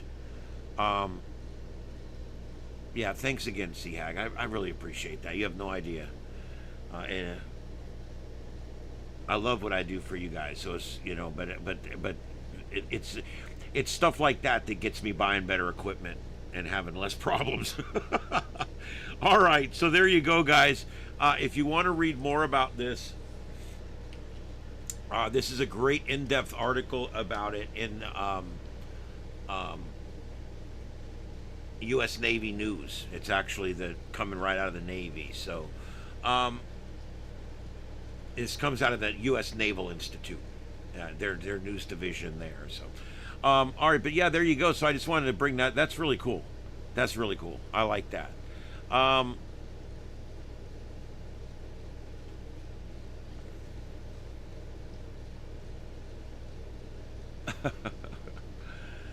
Let's see here. I had a complaint in one of my comments, and if you're in there and you were the one that complained, I'm not going to out. I don't care. I like your feedback, even if I don't necessarily agree with it. But the person got on to me and said, "Why do you always show the bums in the blue states and not the homeless camps in the blue states, the skid rows in the blue states, but you never show the ones in the red states?" I wrote back, I said, "We don't really have these in red states. We don't. We don't have this problem. No. Nope. And it's not that we don't have homeless. We sure there's homeless, but we don't have this problem because it's tidied up. It's kept to the point where, look, you guys can't sleep out here on the bench. You got to go find a place to sleep. We've got shelters open. We take care of people just like they do in every other state, but we do it here without a bunch of taxpayer money. We do it here without ruining a state like Gavin Douche Newsom did. So I had to go back and forth and say, hey, look, guys, you know, I'm not showing Skid Row in red states because Skid Row doesn't exist much in red states. Whether you're talking about Baltimore, or whether you're talking about Philadelphia, or whether you're talking about New York. I mean, there's a lot of places. Chicago, Illinois. Whether you're talking about LA or San Francisco, they all have Skid Rows. They all have streets and streets and streets and streets of homeless people, all sitting around waiting for the next handout by a Christian or non-secular nonprofit. And they're all blue cities inside of blue states. It's fact.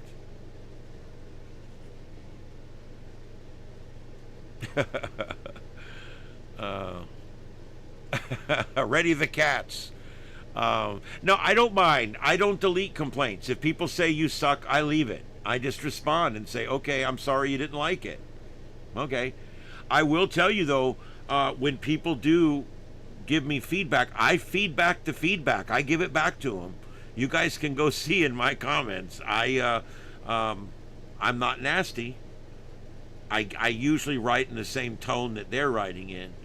But I'm very critical about things, and I'm very direct, and I quote links to everything, and I'm kind of picky about my responses sometimes. Because I think that, you know, how we respond is important. If we can keep it civil and still have our discourse, that's important. That really is. That's the capacity that we've lost as a country.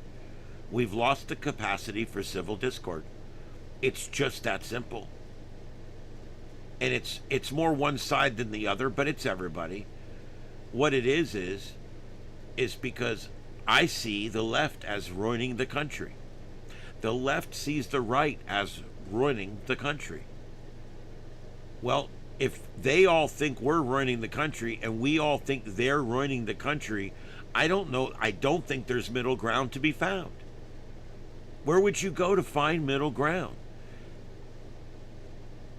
Now, I think that their point of view is unreasonable. We want to keep the country the way it's been all this time. We want to keep it successful, you know. They want to do all this crazy stuff. Whether it's DEI initiatives or whether it's price fixing and rent fixing, none of that ever works. Salary fixing, these big cities have tried this shit, it doesn't work. All these liberal policies in these blue cities and these blue counties and these blue states, failure. People are moving out in double digits. At this point, the last person to leave New York, shut out the lights for me, all right? I mean, we got U-Hauls lining up down the damn highways here. We can't. They're flying people down here every single day, and they Uber to the store, and they load one U-Haul on the back of another U-Haul, and they load in 3 more call haulers inside of that, and then they drive back up to New York. And the next morning, that guy, he jumps back on a plane again. 2 days later, comes back down to Florida, takes an Uber back over to that place again, takes one U-Haul, hooks it up on the back of another U-Haul with a car carrier, and then puts 2 more car carriers in the back and takes off again. They got another guy, they got probably 20 trucks that are just flatbeds. They're angle flatbeds like this. And what they do, they go out there and they'll load 5 trailers onto each one, between 3 and 5, depending on the size of the trailers. And that one guy will drive all the way down here, deadhead empty, load up all the U-Hauls and drive north. And the next day, does it again. And he'll make 3 trips a week. They cannot keep trucks in the north, and they cannot keep trucks in California. Texas and Florida, on the other hand, we're about to sink into the ocean because of the weight of all the U-Haul and Ryder trucks. The moving companies are charging twice as much to move south as they are to move north. U-Haul's charging 3 or 4 times as much. If you're renting a truck from Florida to New York, they'll damn near give you the damn thing. Yes, take it. Here, take 2. Oh, thanks. Yeah, boy, I looked really bad in that video. I looked at it later. I'm like, man, I look like a real scumbag. I went ahead and shaved and trimmed up and manscaped, and I'm like, wow, I looked like a real piece of shit in that video. But yeah, the video came out good. The information is good. And I think that it's important for everybody to see these DOT projects are just such ripoffs. We're actually going to have less capacity. I know I said that over and over in the video, but that's the bottom line. You tore it up for 2 years. You spent millions and millions and $10 million. Well, quit doing that, dude. Seriously, I appreciate it. Oh, my goodness. Thank you very much, C-Hag. I do appreciate that. It is Christmas, and thank you very much for that. I do appreciate it. Oh, my God. There's a homeless thing at Culver City. I'll see if there's a video. That would be funny. Oh, man. Thank you again very much. I do appreciate it. It is Christmas. You know, Christmas has always been weird because you literally spend your childhood waiting for Christmas. You spend 15 years waiting for Christmas, from the time you're old enough to understand it till the time you're like 19. You want Christmas. You wait for Christmas. You can't wait for Christmas. It's the trees, it's the lights, it's the gifts, it's the family, it's the presents, it's the attention, it's all the bullshit. And another traffic circle. Damn it. Every time they put in a traffic circle, it's another failure. But anyway, Christmas is just, you try the rest of your life to get that feeling back. And it's true, if you have kids, you can get some of it back through them. I didn't have kids, so it's very hard for me to get any of it back, to be honest with you. I would love to feel that one more time. The joy of Christmas morning, running down the hallway and seeing those gifts out there. Yeah.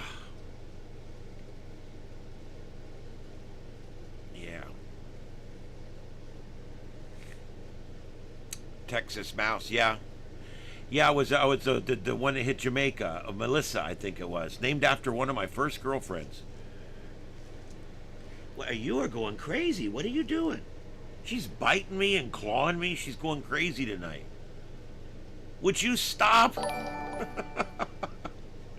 Oh my God, you're killing me. Oh, I do appreciate it. Thank you. Oh, goodness. You see that? I think that one was for you. I'll get you a bag of catnip that's like this big. I haven't given him catnip in like 2 weeks. I need to do that. I usually bust them up really good.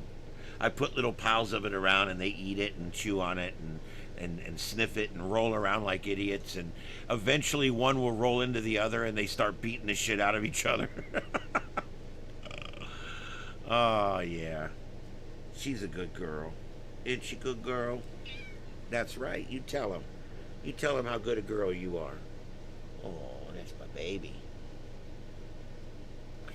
The sister to this one, that's the feral that's out there, they're related somehow. I don't know exactly. But I pet her again this morning. She's completely feral. Completely. And she's had a little baby, and I'm trying to take care of it. And the baby runs up to me now. It's associated me with wet food. So now the baby runs up to me. So I just go out and sit on the ground. The baby runs over. Daddy kitty comes over. All the kitties come over.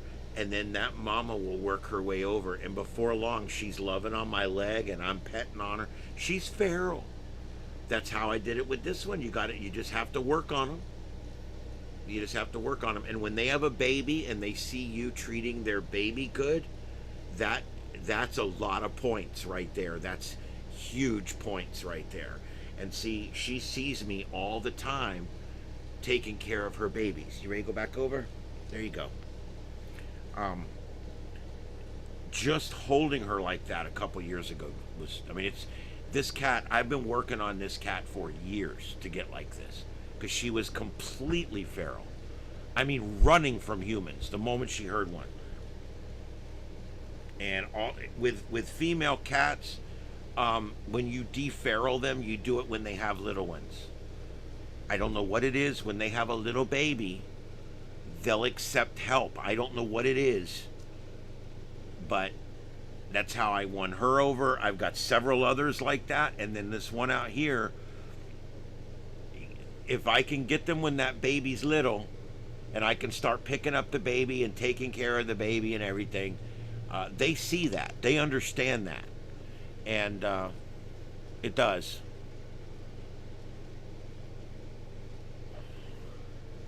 I will.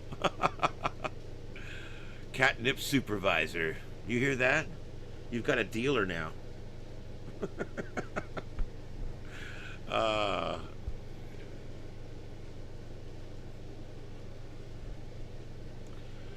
I think that's a lot of it when they're a mom, a new mom, and they're in it by themselves. You know, these dad cats do not pay child support. They're never there, and these poor mamas just have to, they have to raise the kitty alone, or two or five or seven. Luckily, these around here only seem to have one or two. They're all fixed except that one. I got one cat left that's not fixed, but she's just had another baby. I've been adopting them out. But now that I'm touching her and petting her, I should be able to catch her at some point. It will set me back 6 months, but I need to get her fixed. I have to get her fixed.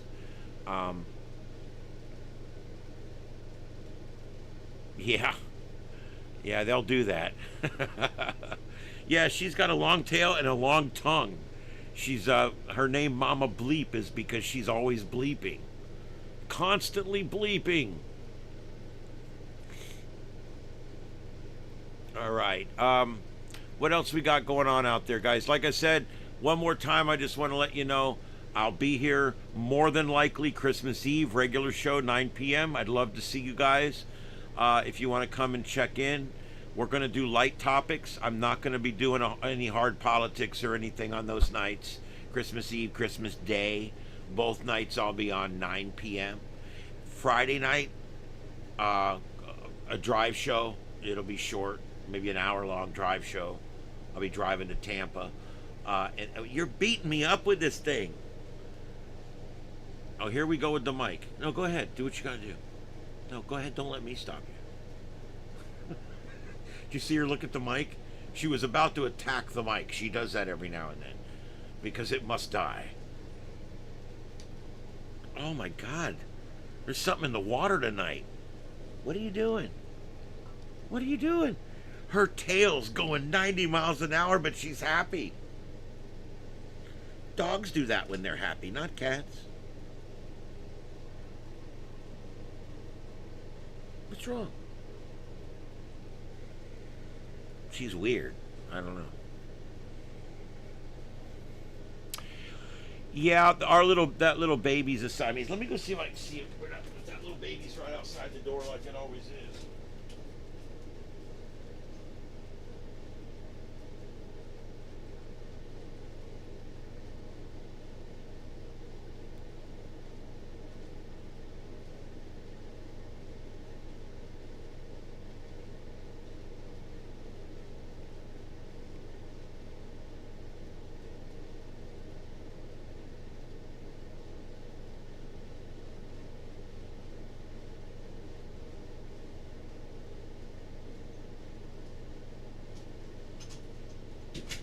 I don't see it. I think the mama's already taken it.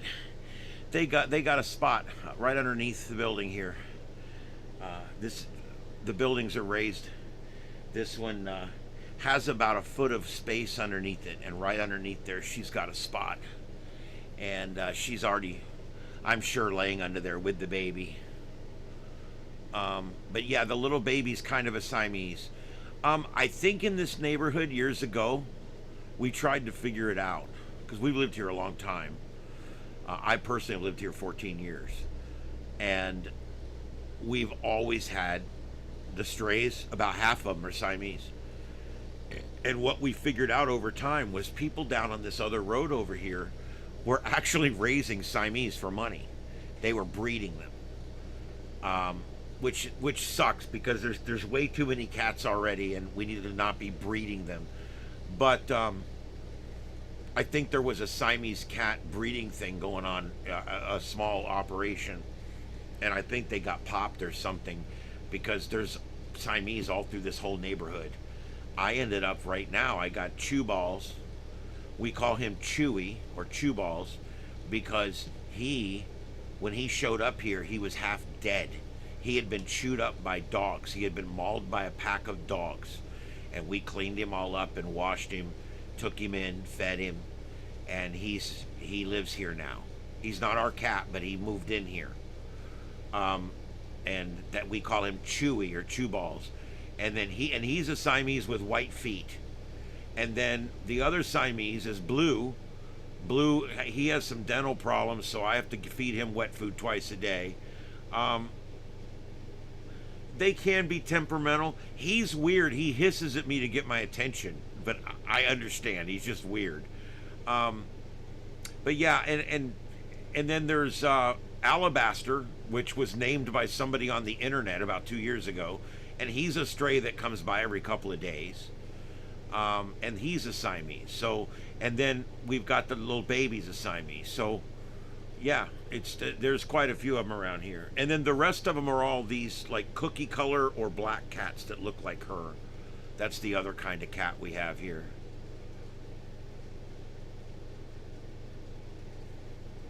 They can be a bit temperamental, but Siamese also fall in love and become very loyal to one human usually. They're kind of like Mancoons are the same way. They'll very much attach to one particular human. Yeah.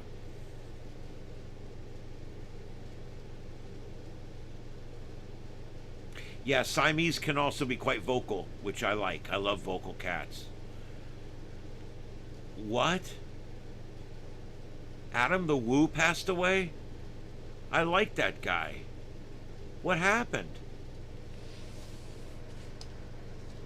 He's a YouTuber, a fellow YouTuber. Carlotta watches him a lot, and I watch him too.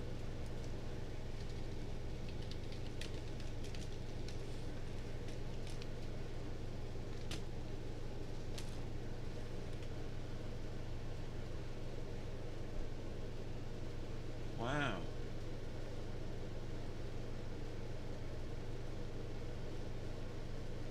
Yeah, everybody's reporting it.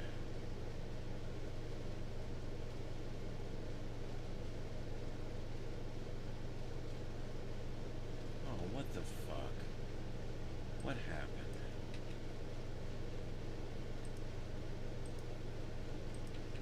Every time something happens, it's like it just reminds you that you're on borrowed time. Half the people that die are younger than me now. It freaking scares me. He was 51. I'm 56.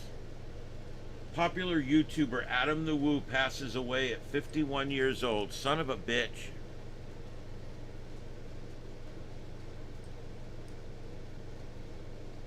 I can't get this frickin' screen to move. Kansas City, Missouri. Adam the Woo, or Adam Williams, a popular YouTuber over 10 years, has died at the age of 51. His father posted on social media that his son Adam was found dead in his home Monday in Celebration, Florida. He was a big Disney guy. A lot of his YouTubing was on Disney. He started his YouTube channel around 2009, traveling to abandoned places such as amusement parks and documenting filming locations from beloved movies and TV shows. The first few years he traveled and lived in his van. This guy did a lot of the same things I want to do. I felt a kinship with this guy, although I never spoke to him. I always felt the kinship, and I supported his channel for years. He started a second channel, the Daily Woo, and posted a vlog every day for 5 years. The second channel soon became his main channel, and he continued to vlog his daily adventures at theme parks, haunted houses, small towns, and other events. He has vlogged in all 50 states, and just this year he began international trips.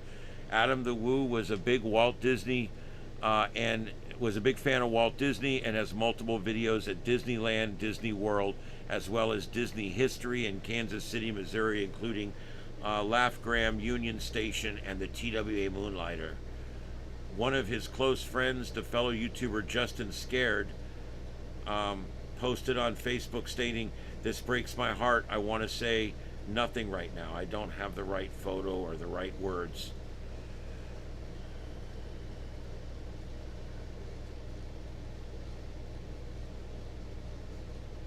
The world has lost a giant. I've lost a friend closer to me than blood. We lost Adam. I love this man, he said. Wow.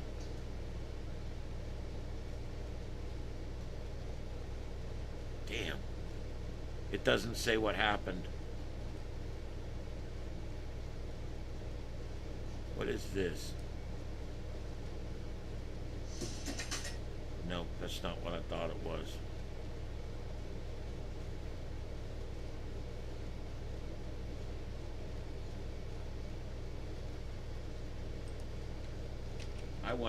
I doubt that Carlotta knows this.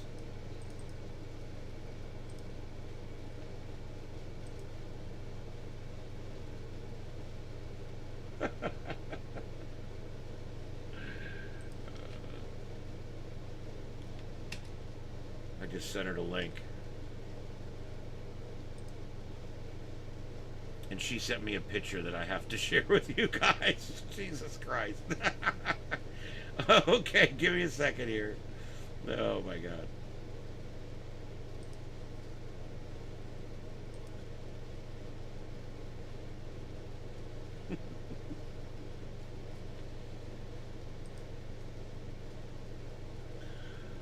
It never works.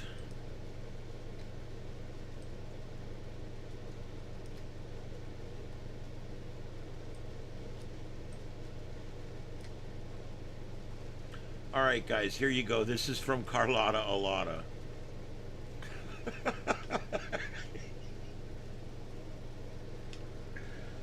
And just like that, I was never asked to make Christmas cookies again.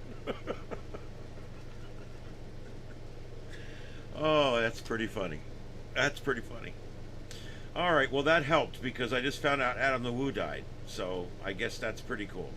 All right. Anyway, yeah, that's some sad news about Adam. Wow. I don't know what else to say. Whew. He had a style. I don't know. He had a style that was neat. You know, when he did a lot of his stuff by himself, which is how I'm going to end up doing a lot of my stuff. Nobody else wants to live this life. But he did a lot of it by himself, and he would just go and he would bring you along. You were kind of like his friend. He would carry you around with him. Hey, buddy, come on, let's go. This is the roller coaster. We're going to go get on there and see if we can puke. And basically, he would bring you along to whatever it was. And then in the last couple of years, the ones I watched of him, because he comes up a lot, I'm subscribed to him. The ones he does lately, I've been really enjoying. He goes to old towns and he looks at old buildings and explores, you know, very old towns where the buildings are like abandoned and stuff like that. And I really liked him because he just had a great way of bringing you along. You were like the other guy. It was you and Adam were going to check this place out, you know. And he would explain everything. He was well read. He would know the place before he got there. He'd talk about the history. And unlike me, he didn't have to carry his tablet around everywhere because he probably had a little more of a short-term memory than I do. But but he was a great YouTuber, a person that I learned from as a YouTuber, that I used to watch because I liked his YouTube channel. So,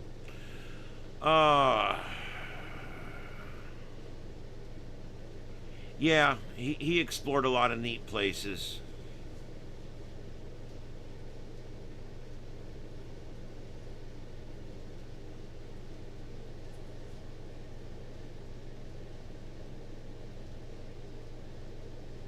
Yeah, she just responded with the O face.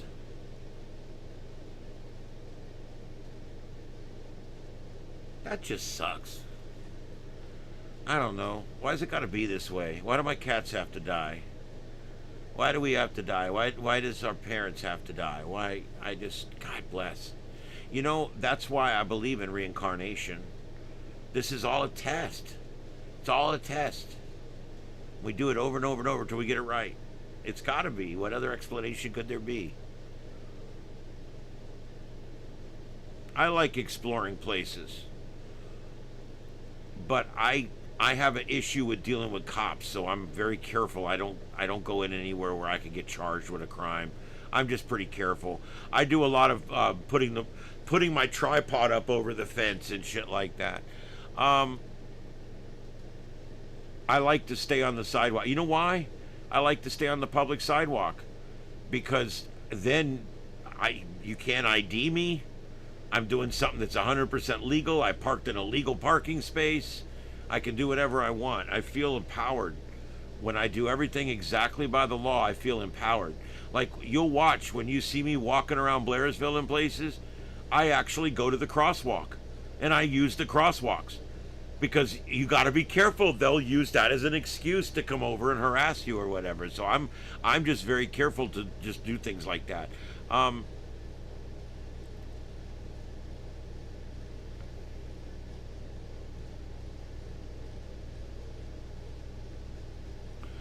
don't think Adam. I don't know if he had kids or I don't. I know he wasn't married, or at least he wasn't there lately. Um, Shit. Okay.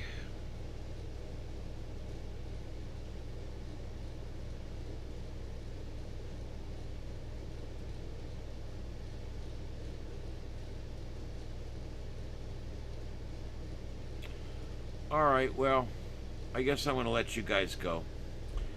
I'm a little bummed. I'm a little bummed. I liked Adam. He was a great guy. From everything I saw, he was a YouTube guy. I don't know him any better than you know me, but I like the guy. You know what I mean? And I got a good vibe off of him. I felt like it was a positive energy, and I went along with him on a lot of adventures. So hopefully he's on a good adventure now, and he'll be back for the next one. I truly believe that life's an adventure and death's an adventure and life's an adventure, and you just keep going. Yeah. All right, any last thoughts? Throw them in there. Any last minute things you want me to bring up or mention, throw in there. And I'm going to go ahead and let this go. We've been on 2 hours and 41 minutes. I always come on thinking I'm just going to do an hour and get off because I'm very tired and I need to go to bed. And here we are coming up on 3 hours and I'm starting to wind down. So,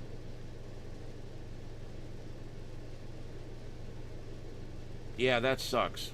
I mean, I was one of his fans. I didn't know the guy. I never talked to him. I just liked him. I liked his personality, and I liked his adventures. Yeah, well, our adventure here will continue. Hopefully for a while. I don't know what happened to him. You never know. I hope it's nothing bad. I hope it was just a medical problem or something. I hope nobody did it to him, and I hope he didn't do it to himself, I guess is what I'm trying to say. You never know. I've had friends take their life. It sucks. I don't think that's the case here. I'm sure it was probably medical. Is what it sounds like. Yeah. All right, everybody, will do. If I don't see you, definitely have a Merry Christmas. But I am going to be on tomorrow night, 9 p.m., Christmas Eve, 9 p.m., Christmas Day, 9 p.m., and then an abbreviated drive show on Friday, and then I should be back on Saturday on up in Tampa for an in-car, a full show, but it will be in the car, and then Sunday back here in studio, and then we'll play next week by ear. But I will tell you guys, we are doing a special 4-hour live New Year's Eve show right here on the channel. All right, I'm going to do a special New Year's Eve edition of the Sights and Sounds of Earth. Guys, they have foiled several large terror plots that were going to come to fruition during the New Year's Eve celebration. Okay, this is dangerous stuff. So not only are we going to be celebrating New Year's, but we're also going to be watching breaking news like a hawk. There's a really good chance that there could be issues. And you have to remember that, and this is something we kind of forget unless we think about it, but New Year's starts across the world, and it comes through here later in the day, basically, or later in the night. But you will see celebrations all day long going on. We are 5 hours past noon, past Greenwich Mean Time, noon, so in other words, most of well over half the globe has already celebrated New Year's by the time it gets to the East Coast. And then we've got Central, and then Mountain, and then California. California does not celebrate their New Year until 3 a.m. in the morning, Eastern. So if you're in Eastern time zone, I don't know how late we're going to be staying on. I don't know, but I'm going to stay on from 9 until probably around 1 o'clock. Well, and that's the thing, neighbor. We don't know what's going to happen. You put the vodka in the freezer. Make sure it's ready. When I do drink, and I rarely ever drink, I like to keep my liquor in the freezer because I like my drinks very cold. And if you make a drink where the mixer is refrigerated and the liquor is below freezing and the ice is below freezing, that is a really nice drink. I like that. It'll stay cold for a long time. But I can't stomach alcohol. I don't like the flavor. I don't like the feeling. I don't like the sickness. My stomach can't handle it. And since most of the men in my family going back 5 generations have been alcoholics, I think it's a godsend. I think it was God telling me, hey, we're not going to let you go down that road. You got bigger, better things to do. And so I've had no tolerance for alcohol my entire life.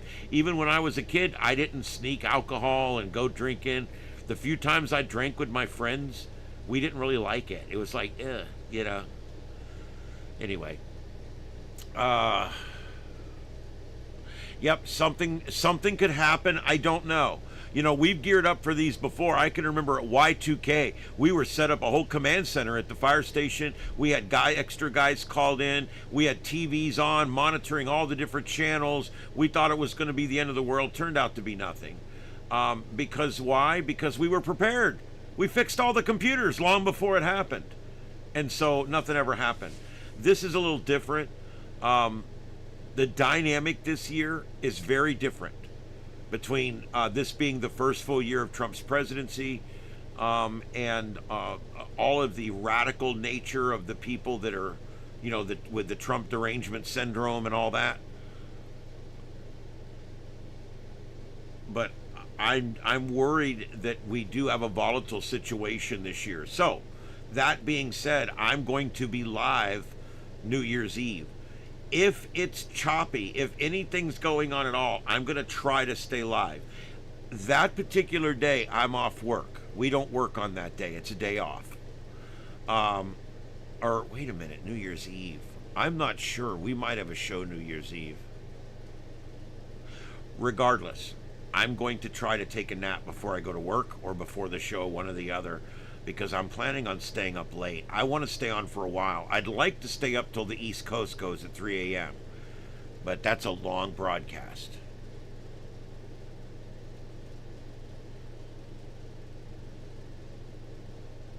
I used to drink, when I did drink, and it wasn't much, I would drink things that completely hide the flavor of the alcohol, like Goldschlager or what's that cinnamon fireball shit?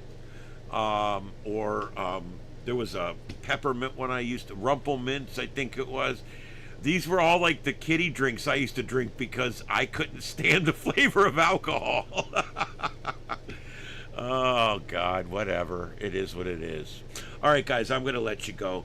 It's been a blast. I hope you guys have had a good time tonight. I'm going to take a look here. I've got a bunch of other songs, and I'm going to be rotating through a bunch of songs. I want to tell you guys one thing real quick, and I'm going to repeat this again tomorrow early. I'm thinking about making a radio station with all AI music. I could make an amateur radio station. I could make, for $20 or $30, I could make 300 songs. Okay? I make them in the genre Pink Floyd, Led Zeppelin, Tom Petty, Fleetwood Mac, Journey, Air Supply, whatever. Rock and roll, light, heavy, however you want to do it, right? And I go in there and I write, I use Grok to make the lyrics for the songs, like I've been doing. And I also make a bunch of them that are just instrumental. And I just start a radio station. And it would be like ham radio or something like that. And it would just be songs. One would be a song about the Magic Band. It's the Magic Band, you know.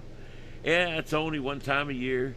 You know, and it would be a song about the Magic Band. And then there'd be a song about how stupid and ignorant the Logbook of the World is. And then it would be another song about how awesome ham radio is about something else, or Joda, or Poda, or Soda, or Goda, or Loda, or one, any name an Oda. And literally just, I could make these songs about one a minute and just sit here and pump them out over the course of a day. And I could make all the songs for the whole station at one time. Not Joseph. I get my tech experts mixed up. Jake at work. Jake the Millennial, as they call him at work. He has wrote a program that works like a radio station program. It meshes the songs together so that they fade into each other. It adds liners between the songs. You can add promos. You can add ads if you want to. And I'm thinking about making, between now and Huntsville Ham Fest, I think I'm gonna make ham radio. And I'm gonna have cards made up that I can give out to people. Say, check this out. It's a radio station for ham radio. And it's all going to be music from like our era. For people that are 50, 60 years old, it'll be their music mostly. It's going to be good music. You hear this music, it sounds good. And it'll be themed. And it will mostly be positive. That's why the negative ones are going to sting a little bit. But it'll be mostly positive. Because most of ham radio is a positive thing. There will be a song about the old curmudgeon. The old curmudgeon. There'll be a couple songs about the 7-2, the crazy wild 7-2. You know what I'm saying? I want you to just picture this. What do you guys think? I mean, would this be something you think is a novelty people would actually listen to? Because I could put this whole thing together for 10 hours. And it wouldn't cost me under $50 for the whole project. And I could have it playing 24/7, and I could simulcast it on YouTube. I could simulcast it on YouTube with ham information, the ham clock with all the solar information and everything. It's a ham radio station on YouTube. And when you turn it on to listen to it while you're working on your radios, it's got all the space weather shit and pictures of the sun and a clock and everything all on there. I think it would be pretty cool. And it would be a visual ham radio station, like an FM radio station, and it would have liners. I would voice the liners.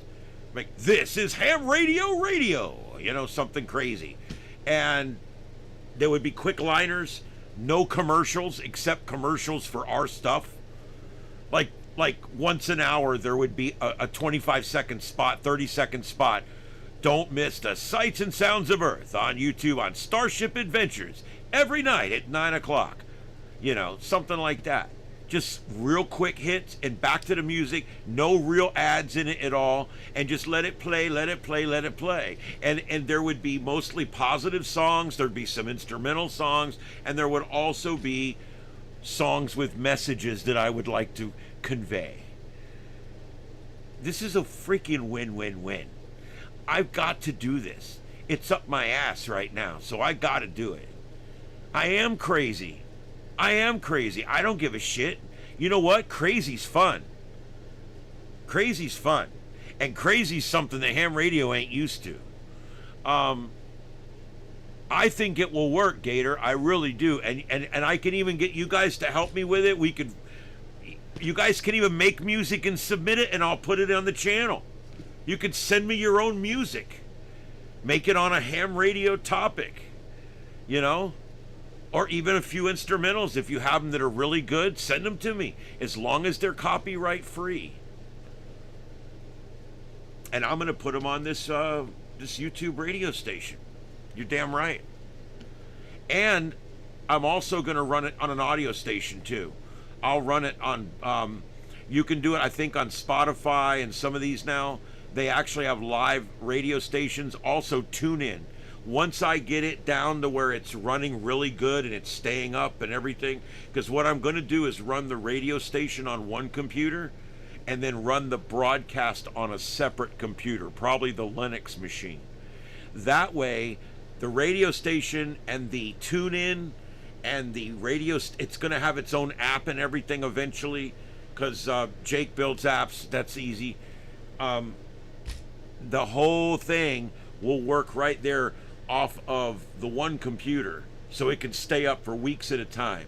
And then the broadcast will be on the Linux machine, because on there it'll stay up for weeks at a time. That Linux machine's really good about that. So I could run this whole thing and get it to where it would stay there and just run in the background all the time. And it would have the ham clock. I would have all the different ham clock screens. It would be very similar to what you're seeing now in this show, except it would be the aurora oval and the picture of the sun and the readout for the KP index and you know, all that kind of stuff. Probably would have a real-time thing of where the space station is and stuff like that. And that way, while you're watching the news or while you're listening to music on the station, it's also helpful. You can put it up on your TV in your garage or your ham shack, and it's your ham clock as well. This is like ham clock with music, or music with a ham clock, but you get both.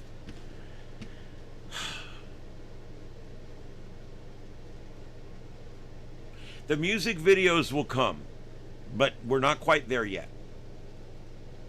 I could make like visualization type movies or the dancing chick type movies and stuff like that right now. But I think I would rather have something that people would find useful, like a ham clock. I can put a lot of really useful information on a ham clock and have it auto refresh and have it constant with new information. I can do radars, I can do all kinds of stuff. And it can even be changed. I can set up one on the side for when there's a hurricane and literally go in there and put all the stuff in for the hurricane. And then we would switch it to the hurricane when, if there's a hurricane out there, I could switch it to whatever. It would have one that would have, one screen would be like the severe weather outlook for the U.S. today. One would be like the U.S. radar. And this thing would give you this like abundance of information, all while this great music is playing, this license-free music that you've never heard before. That's another thing. You know, the average rock and roll radio station has a 300-song playlist, and they change it every 30 days. That's standard, industry standard. So all I need is 300 songs, and then eventually I'll need to write 300 more. And then I just switch those back and forth every 30 days, and no one will ever realize, because they're going to hear songs over and over. But when you get 200 or 300 songs, the song's only playing once per day. You see what I'm saying? If the songs are 5 minutes long and you got 300 songs, each song is only playing once a day. And then so after 30 days, you switch that song set with another song set. Now you won't hear that song for 30 days and it resets it in your mind. And then we'll go back to where it plays every 25 and a half hours again. And that way it plays at a different time each day. You can even shuffle them, further shuffle them. There's all kinds of things you can do. Yeah, so I mean, I'm going to do this. I'm going to be setting the groundwork up for it. I'm going up to my cabin with my mom. We're starting to plan the trip. I can't wait to get her back up there again. We never knew if we'd be able to get her back up there again. And just in the last few weeks, we are all convinced now that she's good to go. Once she gets home for a few weeks and settles into that life, then I'm going to pack her ass up and take her to the cabin. I think she's good to go. She wants nothing more than to be up there.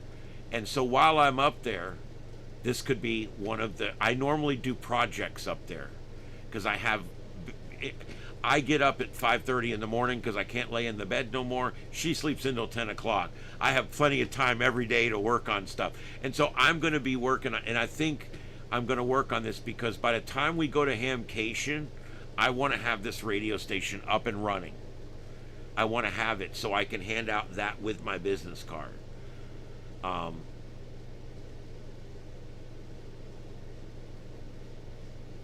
Yeah, I could do it with Real Player. I could do it. There's like DJ Pro. There's programs out there. Jake's got one specifically designed for what I'm doing, and it's his program, so I want to use that if it's going to work. Oh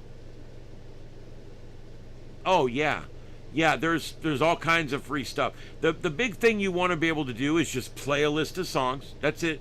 But you want them to fade into each other. That's the big thing. You want this one to fade down at the end and this one to fade up at the end, and then you want to put them like that so that you don't have any dead air. It sucks when a song completely ends and then the next one starts. It's much better when you can overlap them a little bit and it sounds cleaner. Oh, Junior, that's a great idea. That's a great idea.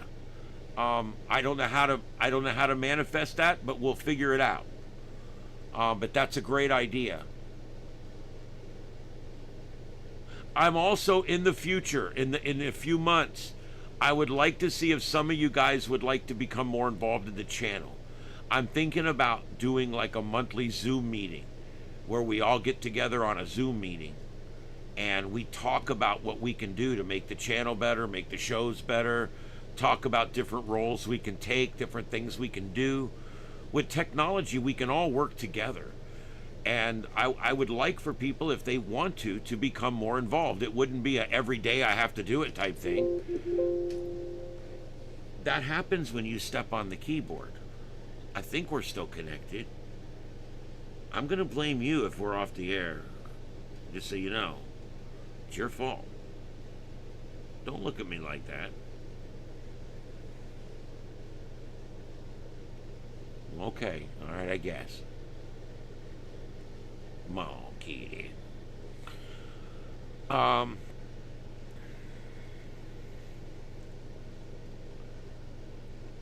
I've never heard of Centrova class?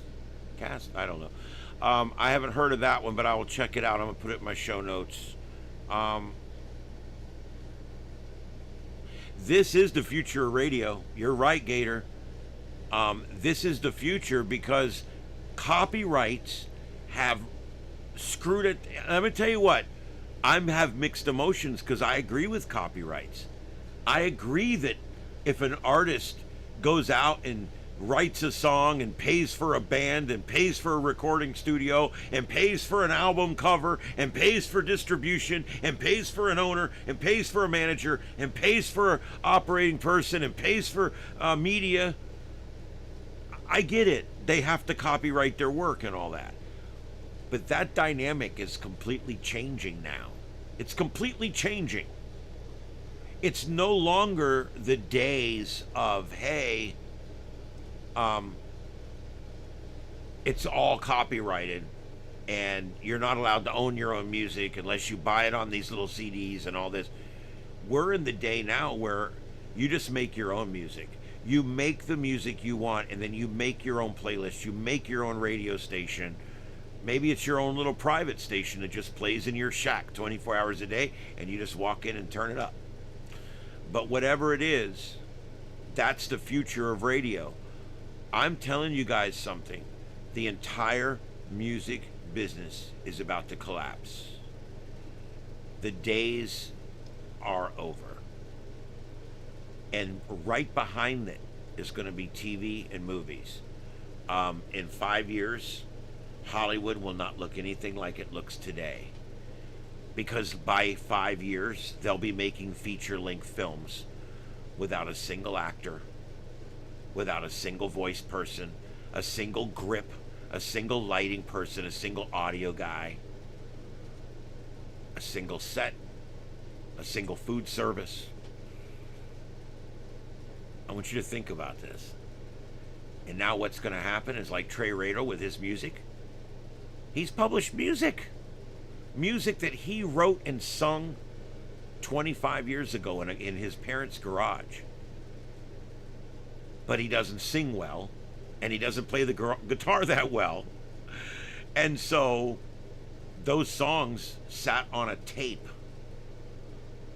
until he pulled them out the other day and sent them into Suno, and Suno redid it in kind of his voice, sung it with the same flexions and the same feelings that he originally sung it with, cleaned the music up, made it all sound good, all in tune, added 19 more instruments to it, and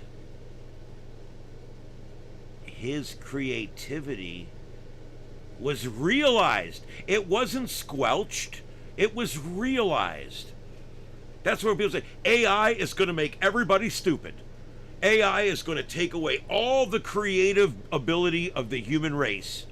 Pretty soon, humans won't even be able to figure out anything because of AI, because it's going to make them all stupid. I could not disagree more. I don't think that at all. What AI has done for me is it's released my creativity. It allows me to make this whole channel. It allows me to do really good at work and really good at home and do it in a fraction of the time. And now I'll be able to make the TV shows I want to watch. I'll be able to make the music that I want to listen to, and I won't be bound by the liberal actors guild or the music that I wish I could listen to this more, but I can't. I want this, I want that. Now you can have it all. It's all yours. That's going to completely change these industries.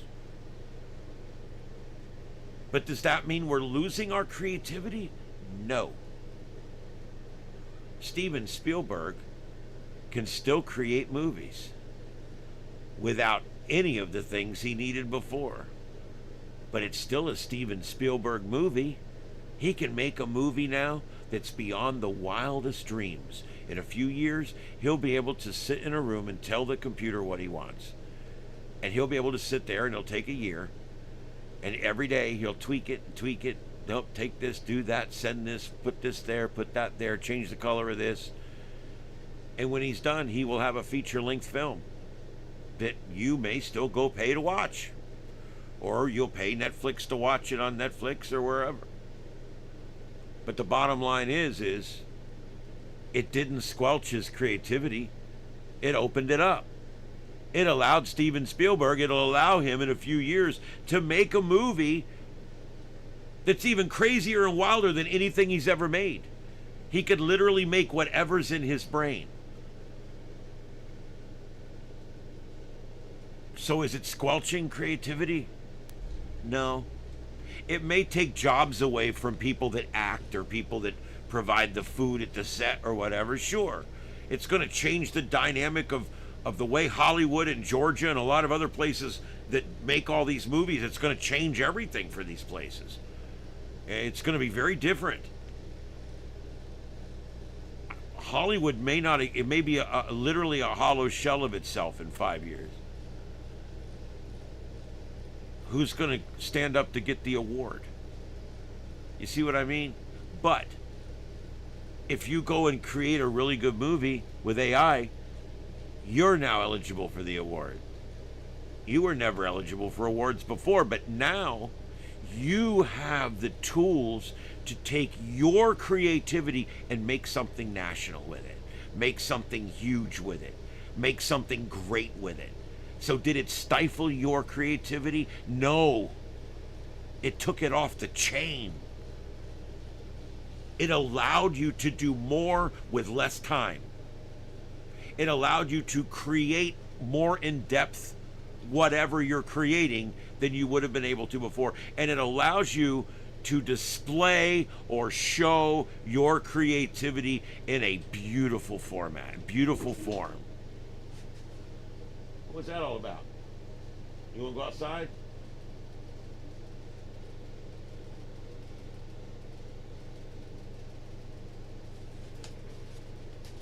You want to go outside?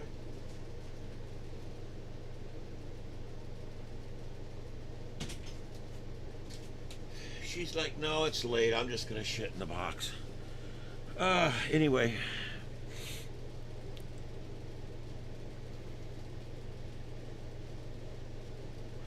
Well, and it won't cost him $1 billion. That's the big thing, Gator.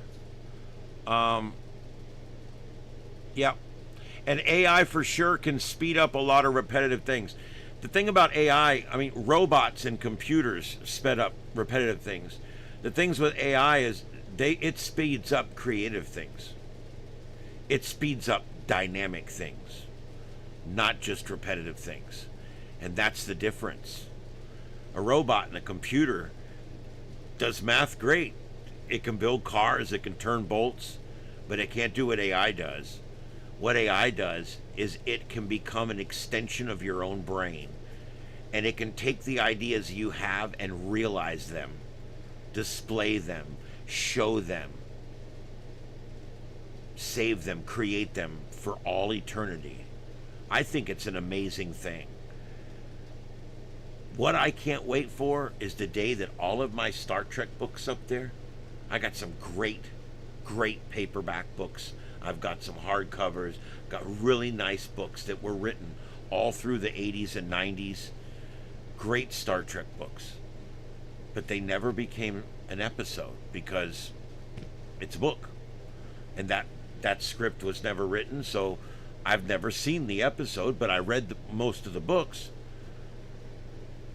But what I want to do now is take that book and feed it into AI and say, make this into a TV episode for me.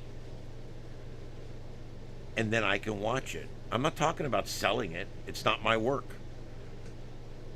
But I could put it into AI and make it into an episode that I can watch and share with my friends.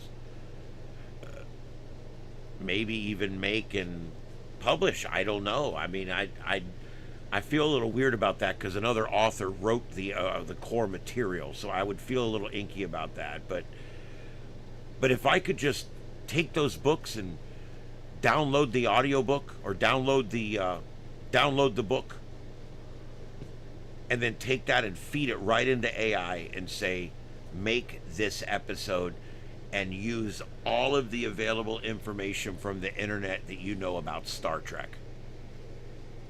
The ship designs, the biographies of the crew, the equipment and what it does, what they call the prop rules, like this phaser kills, this phaser stuns. It would know all of that.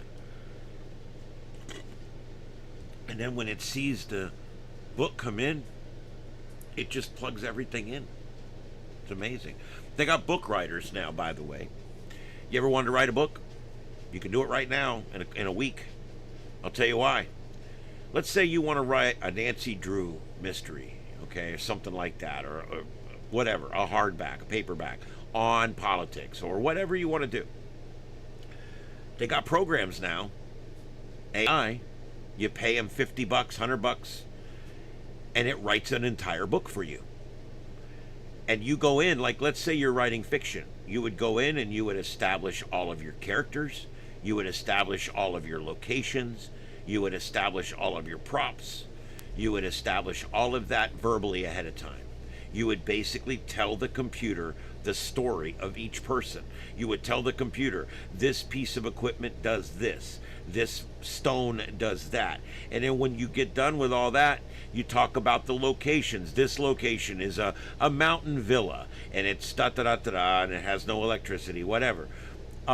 You would tell the computer everything about the book. Then you would set up your chapter structure.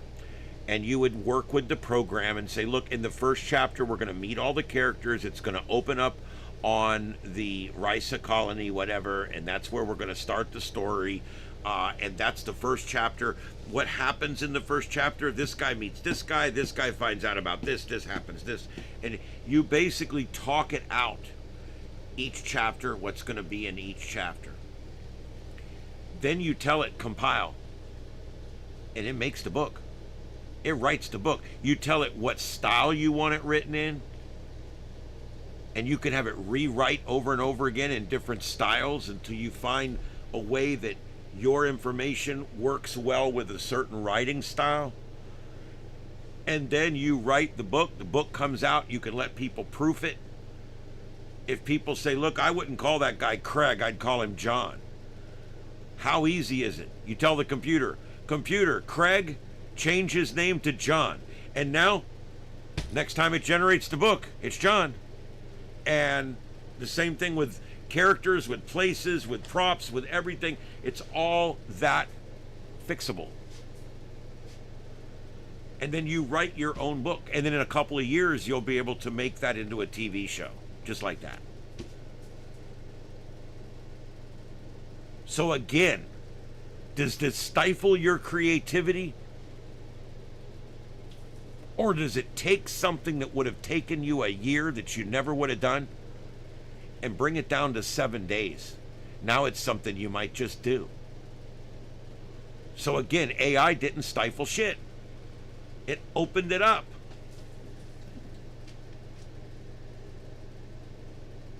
That's another thing, Junior. I could feed in all of my Star Trek books and then tell it to extrapolate news stories based on the ones that we've already got. That's the future of AI. And I don't see it as the gloom and doom that everybody else does. That will probably happen, but it'll be long after I'm dead. All right.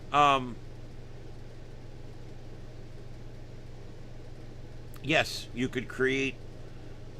I'm telling you, it's going to get crazy. And how are they going to handle the copyrights when you've got 500 people out here like me making Star Trek episodes and putting them up online?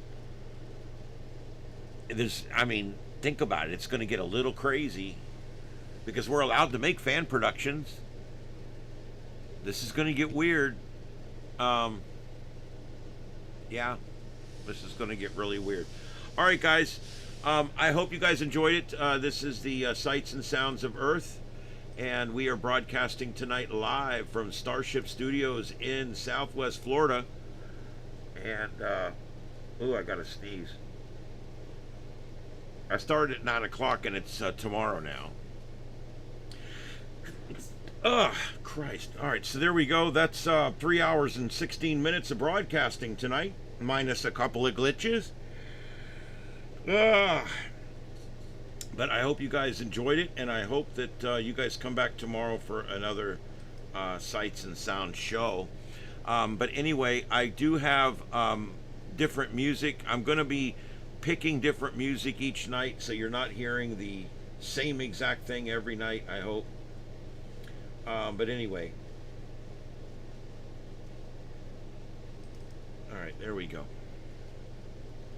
All right, guys, we're going to go ahead and call it for tonight. I'd like to thank everybody for being here. This is the Sights and Sounds of Earth. My name is Ian, and I'm the captain of the starship, I guess you could say. And we are here as we always are, and we're going to sing you out tonight with a little song I wrote called The ARRL Sucks. So we'll see you guys later. Have a good night, everybody, and we'll see you tomorrow night at 9 p.m. right here on the Sights and Sounds of Earth on Starship Adventures. 7 threes, everybody, and have a good night. Claiming to speak for hams while the rest tune you out. You don't answer phone calls, don't answer email, but you cash every check like the system never fails. Living off goodwill vibes and nostalgia glue. Do something, anything, so they cling to you. You built a maze to keep us out. Fees up front, hoops all around. New clubs drown in paperwork. Hell, gatekeepers smiling while the hobby sells itself. Hell, bloated and stale. Hell, bureaucratic fail. Less for more, dues go up. Print gets cut, still fill your cup. Hell, relevance lost, marching on, no matter the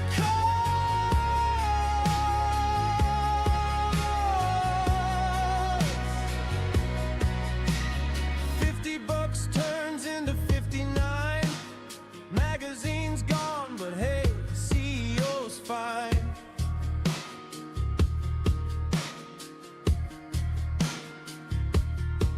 360 grand plus perks on top, while the whole damn organization rots.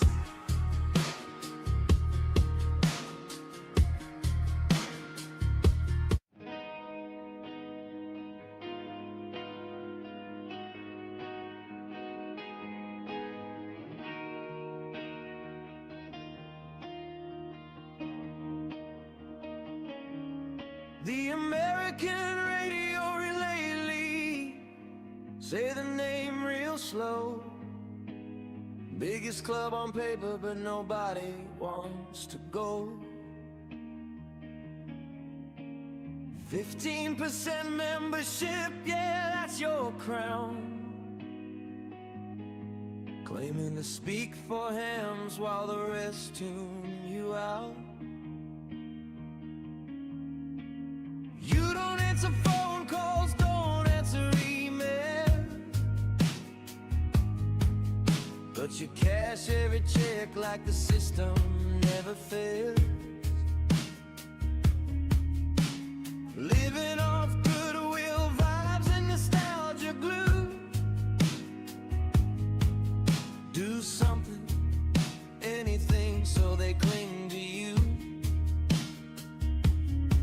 You built a maze to keep us out. Fees up front, hoops all around. New clubs drown in paperwork. Hell, gatekeepers smiling while the hobby sells itself. Hell, bloated and stale. Hell, bureaucratic fail. Less for more, dues go up. Print gets cut, still fill your cup. Relevance lost, marching on, no matter the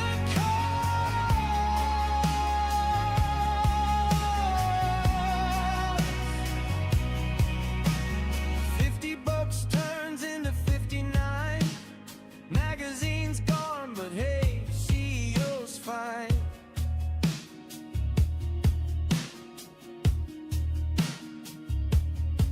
360 grand plus perks on top, while the whole damn organization rots.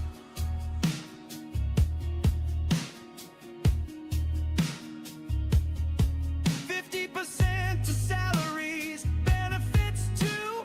Tell me again what the hell you do. Members aging, dying off.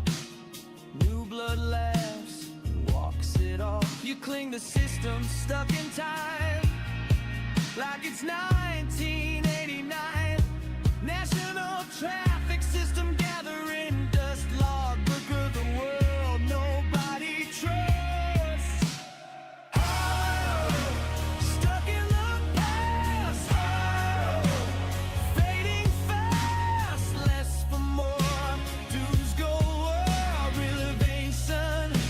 You never show up. Oh, you miss the mark again, again, right from the start.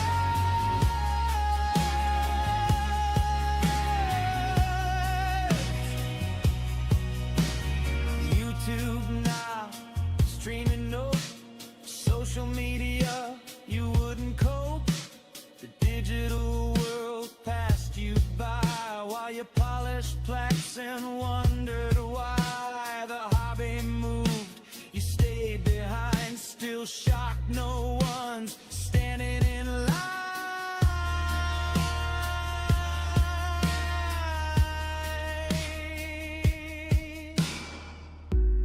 Biggest name, smallest pulse, searching for relevance by sheer impulse. Floundering forward, pretending it's fine, a slow motion collapse in committee time.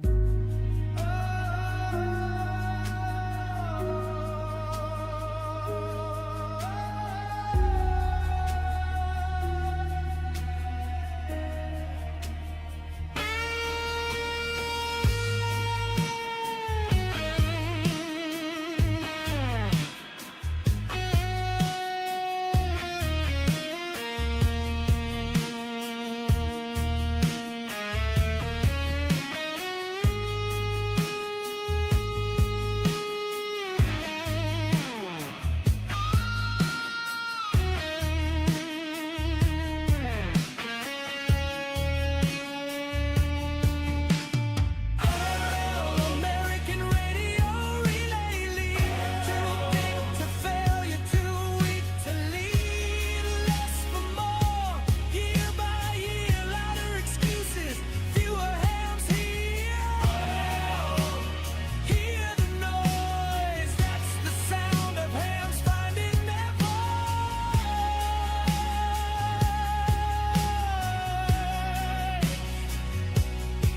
We built this hobby without your gate. We'll move on while you administrate. March on, march slow.